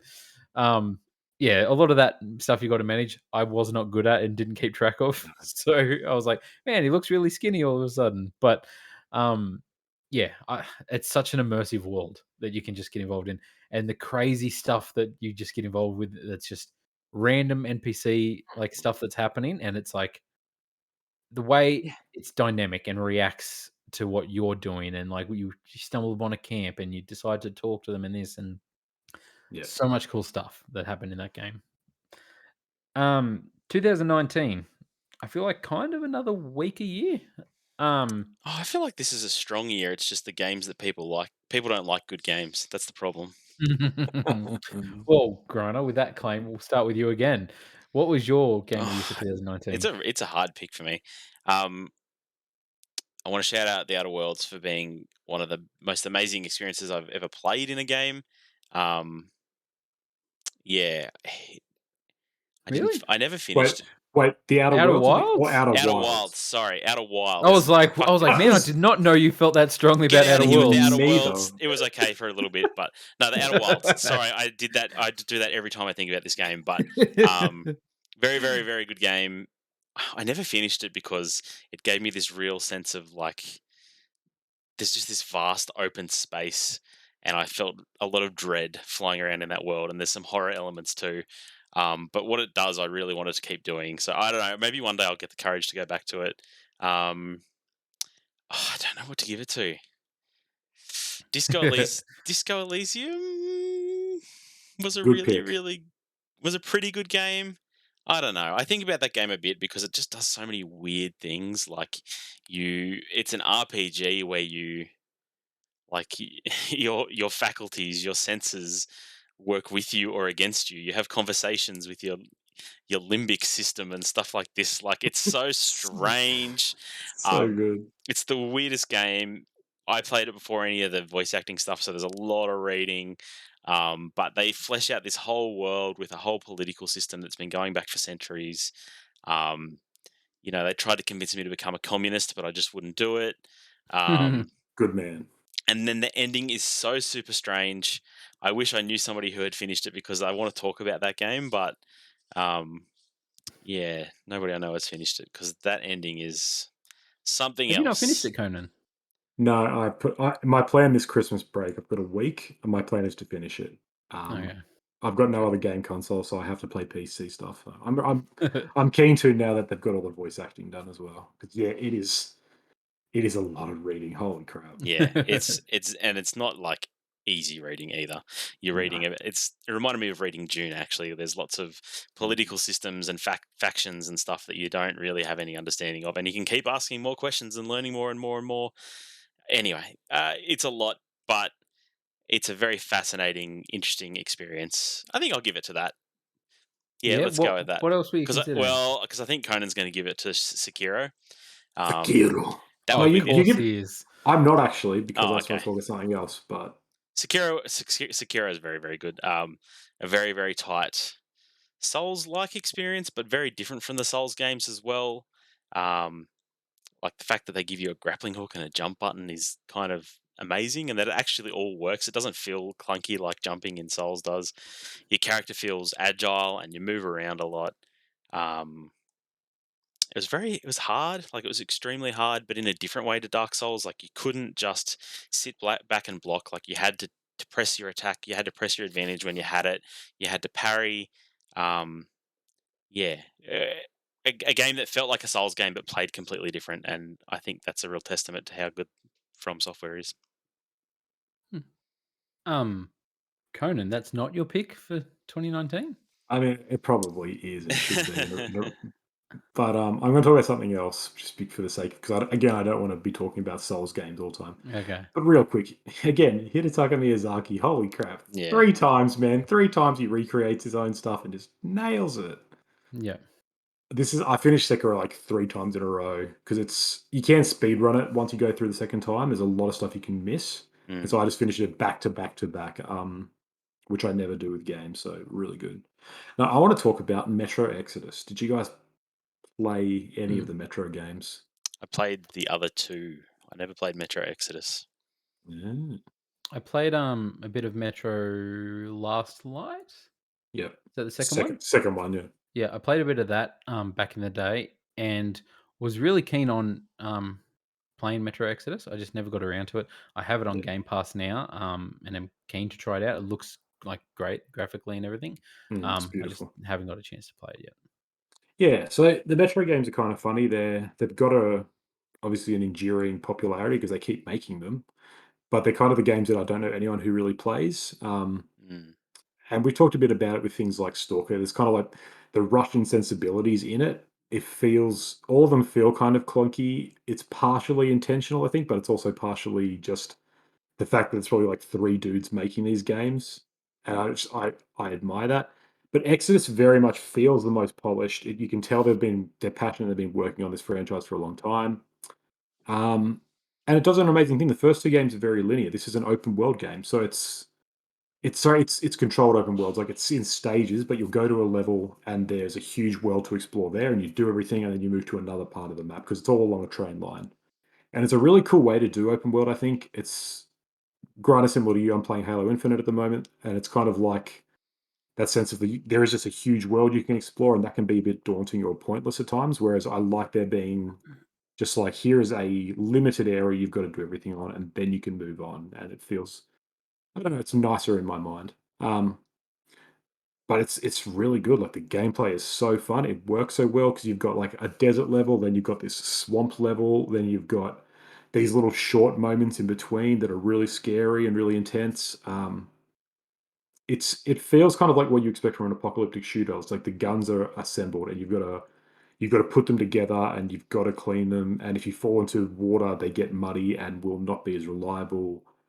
And Hmm. everything's out to get you.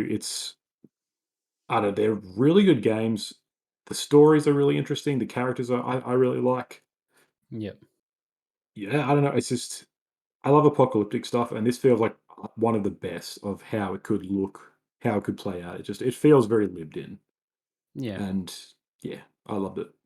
Again, I just wish more people played it. Well, speaking of apocalyptic games, open world games. So my pick for 2019 is Days Gone. Um, Gross. Forgot about that game. don't hate on it, man. If you didn't play it, don't talk about the Ride me wedding. like you ride that bike. I knew it. I knew it was coming. So, this game, obviously, I knew early on it wasn't going to be no Last of Us or anything like that. It looked gameplay wise kind of rough around the edges, like it looked kind of clunky. This came from Ben's studio, who had done the Siphon Filter games. This was their first big like new IP in a long time. They'd basically skipped PS3 generation. They were working on the Vita, and then we're making this. It was in development for ages, so I wasn't certain on it. I really, really like this game. Um, I'm not saying like it's amazing. It wouldn't be in my top 10 games of the decade or anything like that. I think just looking at the year, that is my pick for what I enjoyed most this year.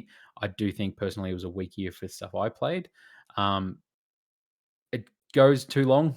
Like this game story goes way too long than what it should. It does not deserve to be a 40-hour story. Um, but like there's a point in particular, and I know this just sounds like I'm criticizing the game that I'm giving my game of the year, but like I was like, okay, I'll stay up an extra hour. Let's get this game finished and it's ending. And then like a whole new map opened up, and I was like, no. I was like, what? And it was like a whole new map, a whole new area, and I was like, "No, no, surely not." And it's Game just of the like was year, the start of a folks. whole new arc. But gameplay wise, I found this game a lot of fun. Had that Last of Us scavenging for stuff. Had the whole riding a motorbike around this post-apocalyptic open world game, which was a lot of fun. You had stuff about worrying about how much noise your bike was making. So sometimes you'd get off and you'd walk your bike. You had to worry about fuel consumption. So you couldn't just fast travel anywhere because, like, oh no, I don't have enough fuel to fast travel there.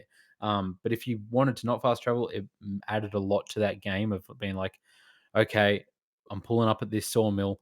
I can see a horde of like hordes in this game is what I think they do really well. Like you have like this just massive mosh pit of 1,000 zombies that you can't take on. Like you got to try and find ways to separate them. Trap ones in this room, throw a grenade down there, then run through here, lead them through this thing so you can take out a couple at a time. Like, they did that really fascinating, and, like, you'd pull up and be like, "Okay, I need to get in there for that fuel canister." Like, grab that, and then you're running back with the jerry can, tipping it into your bike, and then taking off as the horde comes after you. A lot of cool moments in that game that felt very cinematic and like, "Oh god, like, I'm panicked, like, they're right behind me, I need to quickly." I'm driving my motorbike, "Oh, shit, I'm running out of fuel, like, this isn't good, like, there's a big one over there, this isn't good at all." Um, I don't think we're gonna get a sequel for this. Uh Yeah, Which is really disappointing. there was a story about that, wasn't there? Or Basically, yeah, like it did well, like it made its money and everything like that. I think Sony weren't happy with the way it was critically received. okay, Um, and it sucks because it ended on a really good cliffhanger that really made me interested in the next one. And I thought that like Days Gone 2 could have been what Uncharted 2 was for Uncharted 1. yeah, I think like with this team to be able to fine tune those mechanics after creating this new IP in this world, I think it could have been really something special. I don't think we'll see that, and that's a shame. But Deacon St. John's a great character. The characters in this are great. Um, and yeah, it's a cool open world game. Conan, did you play this at all? again, I've got a copy. I've got a copy sealed at home. I am keen to. The trailer looked fun, like and seeing like say the huge hordes seemed really interesting. Yeah, But again, all the crit there is a fair amount of criticism about all the things you've mentioned that's kind of yeah, holding me back. I feel like yeah, when it's the game I'll come to when I'm like, what do I play? I've got a lot of time now, and I've yeah, got nothing else to play. I will then play it. yeah. But Yeah. fun game. All right, we're getting into it. 2020 now. Uh, pretty big year for games. I feel like there was a lot of great games that will be remembered for a while. Um, There's two. Conan, I'm going to you first. What is your Is, game of the is year? it because you want me on your side? I just want to see what you Because think. you'll have me. It's The Last of Us Oh, 2. Come on. yay, my boy. I was worried, Eve. I No, was worried. everybody knew that was happening. It's yeah. um, Last of Us 2. I what can we say? We did like a 3-hour podcast on this. yep. Go watch that. It's that's if you want a proper in-depth discussion, that's the way to do it. I guess my 2 cents. It's a fantastic game. It's a phenomenal sequel. Um, you know, I doesn't surpass the original in my opinion, but it is, very few sequels too, and this comes close. It is like almost on par, maybe slightly worse. Yep. Um, really, really good. Yeah, amazing performances. Does everything the first one does, but gameplay's improved. World's really good. It's yeah. Again, it's one of the games. It's longer. It's like 20 plus 20 hours, hours, yeah. and I finished it and then went through and played through it again, and I was like, that Yep. was just awesome. Yep. Um, yeah, Yeah. it's Naughty Dog. When they do it right, they do it right, and they do emotional narrative storytelling so well. And they do it right Mm. every time. They don't Mm. miss, man. Naughty Dog don't miss. I mean, you're probably right. Like they probably haven't, but yeah, it's a great game. um, So I'll just add on to here before we go to Grinders' pick. So Last of Us Part 2 is my pick as well for Game of the Year. Obviously, I don't think I was going to surprise anybody. Um, I love this game. I go back and forth on if I love it more than number one. When we had our podcast, I said I did. Every now and again, I have doubts, but it's definitely in my top 2 games of all time, basically. I love this game so much. It went in a different direction than what I thought it would all these years. I think, to do a sequel from a game that really didn't need a sequel, and like they fought against it for a while. They said, we're not going to tell one unless there's a story to be told. Um, and the story they told was a bold choice, caused a lot of outrage. A lot of people hated on it for the stuff Yep. that they did. Made me mad and upset, a lot of the stuff. But Abby's such a great character. Um, and like you said, we go into it all in depth in the Last of Us podcast, which you can check out. But yeah, Abby's such a great character, adds so much to this game. Playing it from the two perspectives, I think is really powerful. What I don't know. What can you say? Just from gameplay perspective, I love the gameplay in this game so much. Like I feel like third person action, you can't get better than this. Like um stealth wise, all this stuff. The animations that Griner touched on earlier with Last of Us 1, they double down so much with Last of Us 2. The animations are superb. They're film like, I feel like, in a lot of it sounds weird. Like so much stuff is just how people would react in real life, like just leaning on windows here, like the way they bump into stuff, what you're doing while you're playing the game. It's just, it feels so dynamic, the whole world and the way you interact with it, the way you fight enemies, the different types of enemies, fighting like the wolves and fighting the scars. Like it's different. Scars are terrifying. Like then you've got the clickers and all that sort of stuff. It's just, I love the story of it.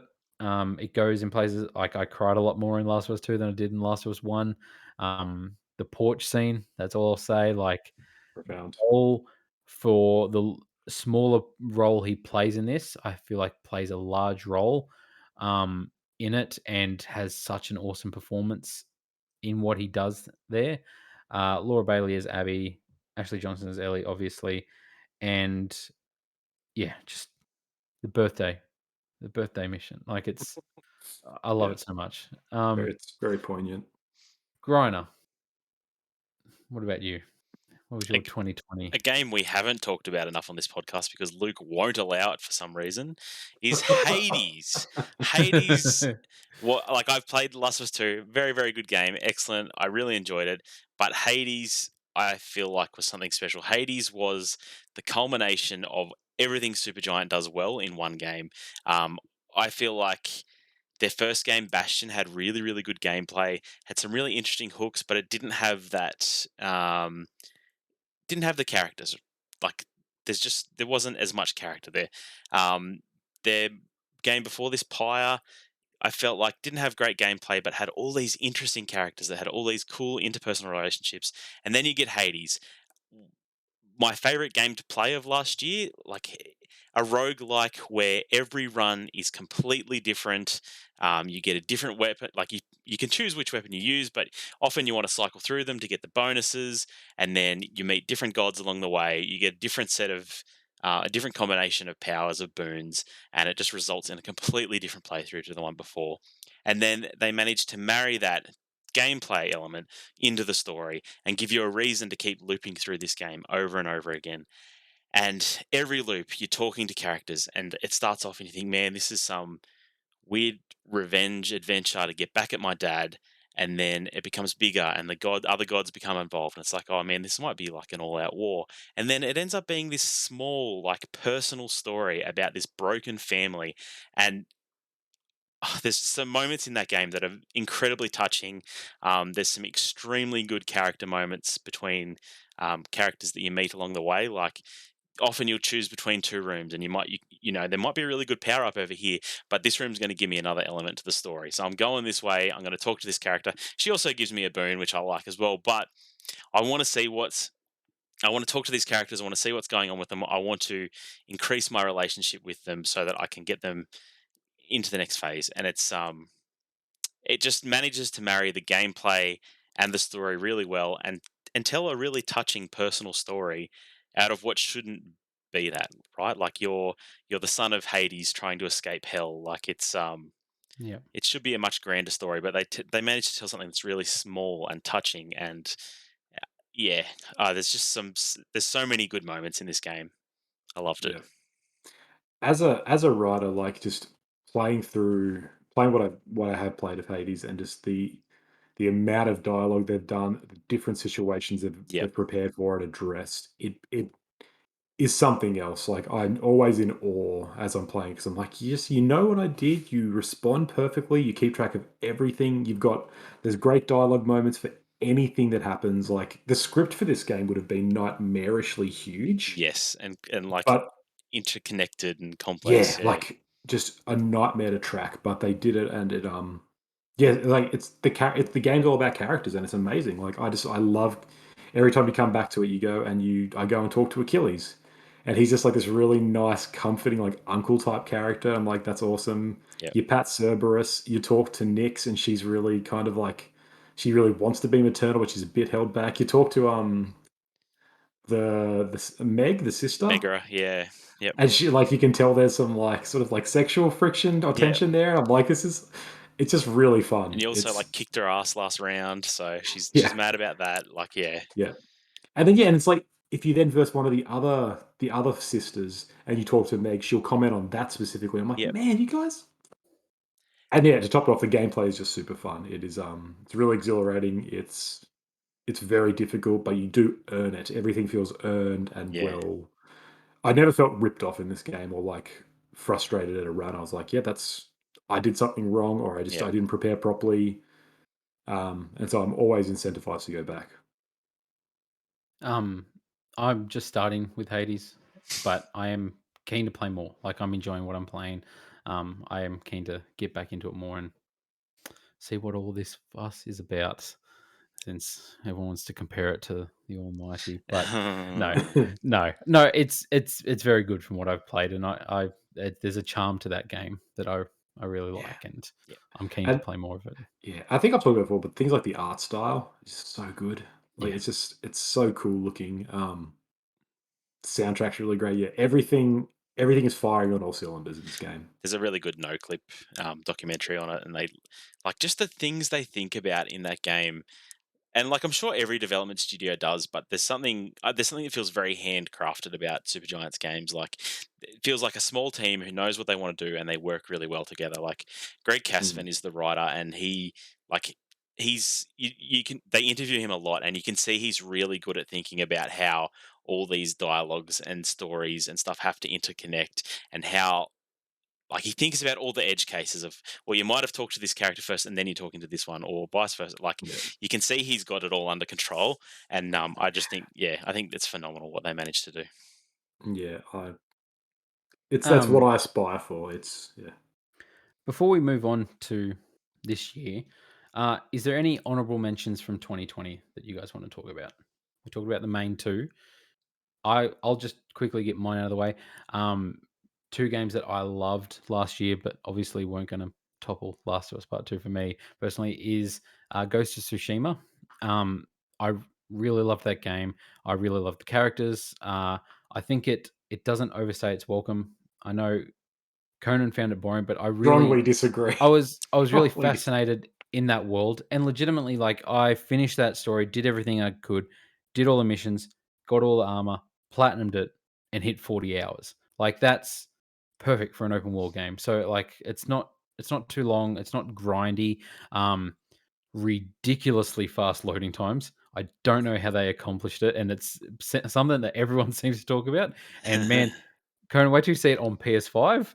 It's legitimately they just put a loading time in there just to show you like a picture, and then it's like gone. And you travel to a whole different type of map, and to like it's just it's crazy. But and then I'll also just talk about Assassin's Creed Valhalla. Uh, Me dipping my toes back into Assassin's Creed after piecing out after Black Flag. Basically, I didn't like the whole open world, not open world, but you know what I mean. Like they went much grander scale maps. Yeah, they became RPGs, right? Yeah, and I wasn't a fan of that. But Valhalla had the right theme and setting for me, and I love the characters in that game, and I think the story goes in a lot of interesting places. They got a writer that hadn't been there the last few years. His last one was Black Flag, which a lot of people consider like a great Assassin's Creed game, and I'm really interested where both the modern story goes moving forward. And yeah, Valhalla's tops for me. Any honorable mentions for 2020 for you guys? Conan. I've got an honorable and a dishonorable. My Oh, dishonorable is Cyberpunk, obviously. oh, I forgot about it. What is a historical calamity, Yeah. that game. Holy crap. Like ridiculously bad. Like I Mm, couldn't have told you that it would have turned out that bad Yeah. and ruined the reputation of CD Projekt Red Yeah. so much. Like, Yeah. Like if you had told anyone this is what would have happened, no one would believe you. Like, no, that's impossible. It can't be this bad. And that game Uh, is still like nobody cares about the game 1 year later. It's not like they managed to fix it. It's not like they managed to make good. They've had a full no. 12 months, and I think they're at like step 2 of their roadmap, which is supposed to and happen back we in still January don't or have the something. PS5 version. Like we No, don't have a next Yeah. gen version yet. it's It's And they absolute talk about shambles. they're like we're releasing updates of cosmetics and stuff, and it's like, what the hell are you doing that for? No one yeah, stop that, guys. Stop it. yeah. But they do it. My honorable mention is Tony Hawk's 1 and 2, the collection they did. Oh, true. Yeah, It was so much fun. Like one of the best remakes I've seen of any game. It yeah, so smooth, so much fun, so nostalgic. And you watch comparisons, like man, they have like rebuilt this from the ground up, and it looks phenomenal. I felt like I was a child again, and it was awesome. yeah. The Fair only enough. honorable mention I've got is Ori and the Will of the Wisps. That Mm. game, I played through it. It's a hell of a lot of fun. Um, the way Ori moves around that map is just so enjoyable. You always feel Yeah, like you have full control over your character, especially once you get all the abilities and these, the jumps and stuff that you make.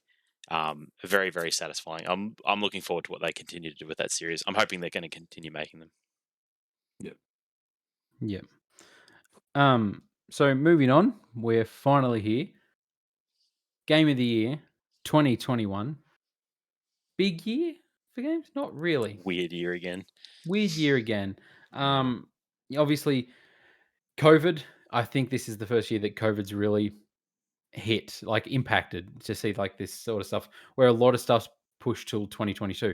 2022 looks packed at the moment. And I feel like, yeah, it's just we had the new consoles launching late last year, but still nobody can get their hands on any, Yeah. which is kind of crazy that we're over a year removed now, and people are still like, you can't just buy it. You can't go online and buy it. It's so Mm, strange. It's It's such a it's weird thing. crazy, and it doesn't look like it's fixing anytime soon.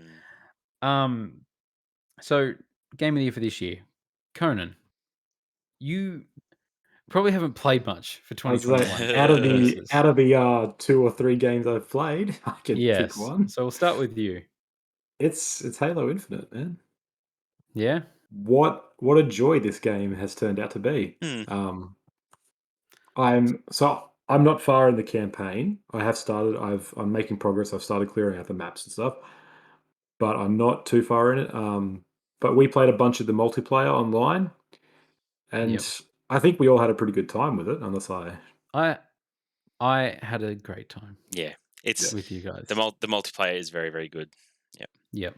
So yeah, I played a lot of that. I've played a lot on my own as well. I've raged a few times, which reminds me of being a teenager again. You know, I hurt one of my knuckles from punching some things. That Yep. wasn't great, but it's classic Halo. It's a good return to form, and every review is saying this. Like they've been really conscious about returning to the core of what makes Halo fun. It feels a lot more classical. It's a nice. I don't know. It's just yeah, Definitely 343's best foray into the Halo universe. easily. Yeah, the campaign is good. We haven't talked about it, but I love the new AI you get. Um, Weapon. I, Hmm. have you guys both played the campaign? I'm this close to finishing it. Yeah. Okay, Luke, I'm this far into it. Like have you got I the new AI? no, I haven't gotten to the open world part yet. So Okay. Yeah. Right. yeah, Well, yeah, I'm like legit 2 hours into it. So you get another AI, and she is just so cute and so charming. I'm having a lot of fun with it, and yeah, multiplayer is awesome. Like this game is really is just, it's joyous to play. Yeah. Yeah. I'm surprised. The story's interesting. Like it. I like watched a lore video to prepare myself for it because I hadn't played 4 and 5. I hadn't heard good things. Didn't have an Xbox. Whatever. I could play it now on PC, but watched a lore video and then it basically they don't cover any of it as far as I can tell. Like there's a bunch of audio logs that kind of touch on things, but it's an interesting study on Chief and what drives him. And yeah, the new AI they refer to her as Weapon. She might as well be Yeah, Cortana the Quirky or something like that to me. But she is a lot of fun. Yeah, she's very cute. Like just some of the things she's very naive, and when you yeah. compare that to Chief's stoicism and you know his undying, unquenchable thirst to just I don't know what Save save humanity. humanity, I suppose, but just kill some fools. I don't know. It's an interesting study. The pilot never gets any better. There's one big mission with him that you'll probably come across soon, and it's not the worst thing ever, but he never becomes a better character. But Hmm. um, he's basically made me quit after 2 hours. Like I was like, shut up, I'm going to bed. I was like, I'm sick of this dude talking in my ear. I didn't like him, but yeah, I'll he get doesn't back get any into it. better, but he doesn't talk much later either. Good. For the better. Griner, 2021 for you. What's your game of the year? Man, I played a lot of games this year. A lot of indie You did, games. Yeah, as we've covered in our just Yeah, every podcast. You fortnight you finish can't be 6 games. stopped. Deathloop was very, very good. People have turned around on that. Like it came out and everyone's like 10 out of 10 Mm, from IGN. What the hell? This game's the best ever. And now there's people coming out and saying don't buy it. It's terrible. Um, I still really enjoyed my mm. time with it. I don't think it sticks the landing for the ending, and I think the gameplay that they promise you at the start isn't what it delivers by the end. But I still had a good time with it. Um, what else? Death's Door, very good, very straightforward Zelda-like that I quite enjoyed. Um, yeah, I don't have a lot to say about that game. It was a fun game to play for like 6 hours, 7 hours, or something like that. Um, interesting art style. I have a lot of respect Yeah, for those guys because it was a very small team. Forgotten City, something I don't see on a lot of top 10 lists this year, but one of the most interesting, one of the most well written stories I've played. I think I yeah, highly recommend it to everyone because it's not very long. It's free on Game Pass. Get it, try it out. It feels clunky. It feels like a mod in places, but it's one of the best written games. But I think I have to give it to Inscription. Um, yeah. as much as I enjoyed some of those other games, as good as Halo Infinite is, and a return to form, and just reminds me of my childhood, Inscription was one of the best and most fun experiences I've had in a video game. Um, just the twists and turns and meta shit going on in that game is so much fun. And on Yeah. top of that, there's a really good fun card game. So yeah, that game ticks a lot of boxes. Again, it's to talk about that game is to spoil it and to ruin it. Yeah. But I highly recommend it if you have any interest in card games or s- escape Or rooms. good games. Yeah, all good games. Very, very Yeah. good. Very, very good experience. I highly recommend it. Um. So yeah. So 2021 for me. Like like Conan said, Halo Infinite is great. Um. Struggling to get into the campaign at the moment, but I'll persist with it. I'm sure it'll get better. But I'm hooked on the multiplayer. Like I love that multiplayer, and I'm not a multiplayer kind of guy. But I've put a lot of time into that, and I'm loving the hell out of it. Um, but my game of the year, I have to give it to much deliberation. Life is Strange, True Colors. So this game, obviously, I've loved all the Life is Strange games, even though I didn't mention any of them on my list for the past decade. Um, I really enjoyed them. This one, I think, knocked it out of the park. I think it's easily the best Life is Strange game. Uh, I like I can't recommend it enough. Like a good as Michael Huber said, Alex Chen, dude. Alex Chen is an amazing character in this game. She's the main playable character. Um, like both me and my wife play this, and we both have thoughts every now and again. We're just like, man, like I want to play that again. Just know what the characters are up to. Like it's that feeling like when you finish the game, you're like, these are my friends. Like I don't want to leave this town, this little Yeah, town. Like Haven's such a special town in that game, and the characters, and it's like it's homely. You want to be there with these characters and hanging out with these friends, and um like I think easily Alex Chen's the best main character of any of the Life is Strange games. It's an interesting thing that they do. It's not as fun as rewinding time in the first one.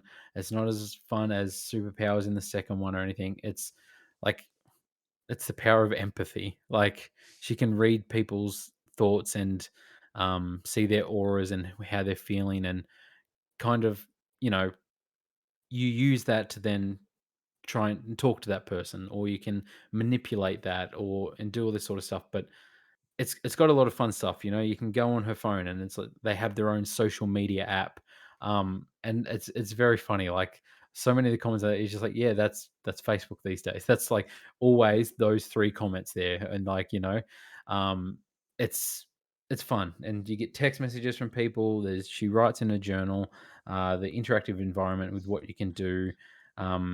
They go a fun direction in one of the episodes where it's very gameplay focused, and it's very fun. It's like a role playing D&D type thing, that's really fun, and yeah, I can't recommend it. I think the story goes in a lot of great places and covers it really well. Performances are amazing, and yeah, highly recommend Life is Strange, and that's my game of the year for 2021. With honorable mentions to Guardians of the Galaxy, which surprised the hell out of me. I was not for sold you on and it. everyone else. Yeah, Yeah, which is crazy for me. I'm a Marvel guy. I love Guardians of the Galaxy. The trailers screamed Square Enix's Avengers to me, and I wasn't interested in it. And where that story goes, like it won Best Narrative at that other Game Awards show, and it kind of deserves it. Like I think Life is Strange is better, but it has a really good story, and the characters are really good, and performances are great in that. So special shout out to that as well. And just little shout out to Ratchet and Clank and Returnal. They're great. They're great as well. Griner, you sort of covered other honorable mentions anyway, didn't you? yeah, Death's Door and all yeah. that. So what we might go into is most disappointing game. Was there anything this year that didn't live up to your hype? Conan, you didn't play anything this year. No, we all played one, which was objectively Oh yes. disappointing. Well, we Yeah. can just well And there's another one to mention, but Okay, I well, I'll quickly mention my other one that, and then I know we all three of us will agree on the other one. But I found Deathloop very disappointing. I just couldn't get into it. I just couldn't. I'm an Arcane guy. I love Dishonored one, love Dishonored two.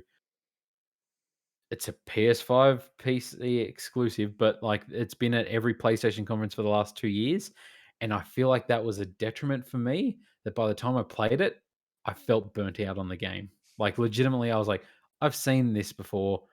It's lost its quirkiness to me, and I just couldn't get interested in that world. And it's a damn shame because I know I would probably really enjoy the gameplay, but I just couldn't get invested enough to get into it. So it was kind of disappointing. Um, any other ones we want to touch on for disappointing? I mean, the GTA trilogy seems like the important one to address as well, right? I don't think any of us have played it, but that's because it was No, so I mean disappointing that it was they. stripped from It's the not even a market. game, man. They pushed that out. But Yeah. thanks for reminding me, though, because I did want to. Mass Effect trilogy remaster trilogy came out this year. Mhm. I played the hell out of all of them again.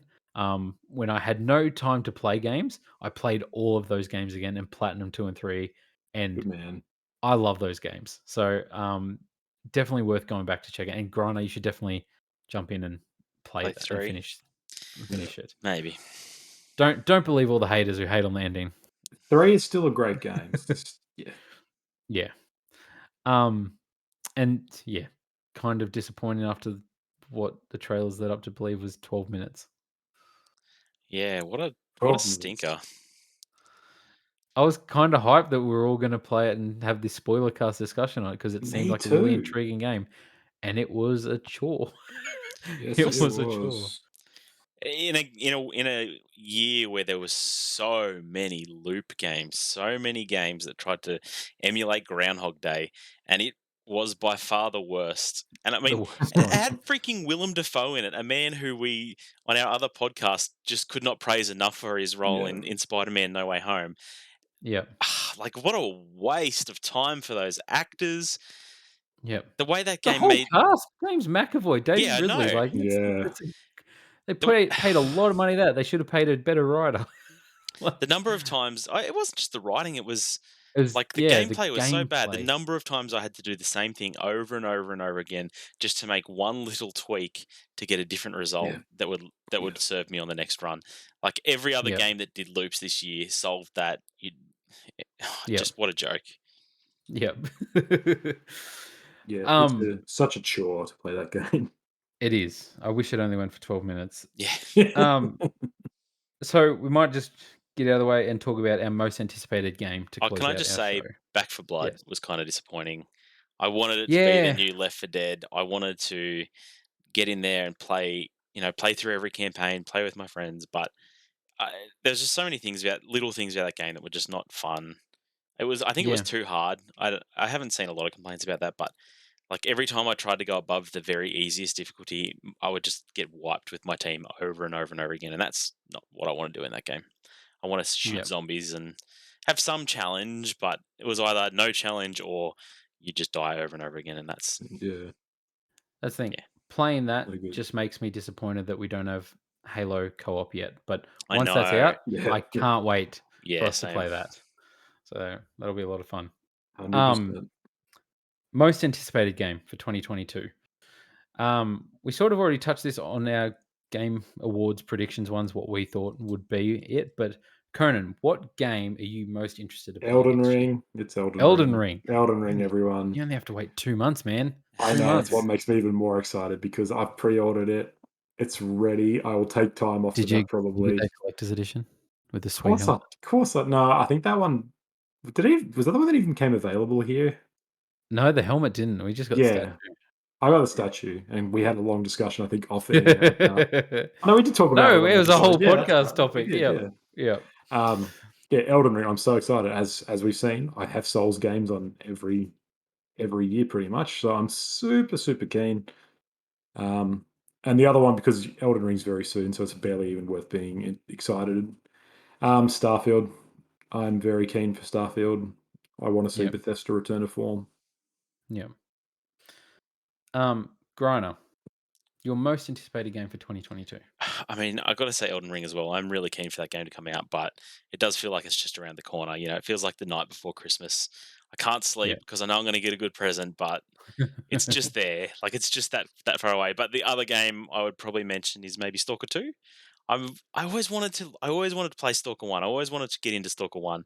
But by the time I got around to it, it just felt really old and clunky. Yeah. Couldn't get And into it's it. getting NFTs. No, they reneged on that. No. But anyway, Yeah. I'm keen for that. I mean, there's a few others. God of War Ragnarok, if it comes out this year, I'll be surprised, but they're saying it will. Really? Ragnarok's 100% 2022. We'll see. 100%. We'll see. Anyway, I thought that was going to be a pick, but Breath of the Wild 2 would be the other one like that. Yeah. That I suspect may that not come one's out not this year. coming 2022. No, Yeah, I don't maybe. think so. My most anticipated game, like God of War Ragnarok, I'm very keen for, obviously. But I think my most anticipated is Horizon Forbidden West. It looks great. Every time they show it, it looks gorgeous. Like the graphics, the animations, the stuff that they're doing to improve combat, and obviously inspired by some other game, like to fix traversal. They've got a glider thing. He's got a like rappel hook. I think that's gonna fix some of the minor issues that were in Horizon Zero Dawn. Being able to quickly traverse that world, but it looks fantastic, and I can't wait to continue that story and see where they take that game. Is that all? I think that's all. Yeah. Yeah. Well, So, that was the first ever annual bonus XP Game of the Year awards. Obviously, next year we won't go through our last decade again, but you got a little bit of an insight into who we are as gamers by knowing what we've loved over the years. So now you know us. If you want to know us more, follow us on social media at Bonus XP Podcast, or you can follow our other podcast at Good Bad Worst Pod, where we rank and review movie trilogies.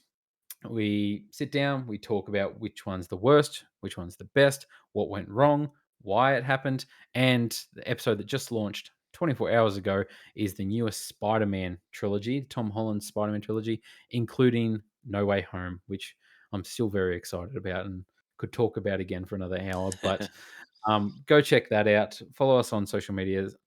Give us a like, subscribe, tell your friends, tell your family. That's the last podcast for 2021. We'll see you next year. see ya. Peace. Peace.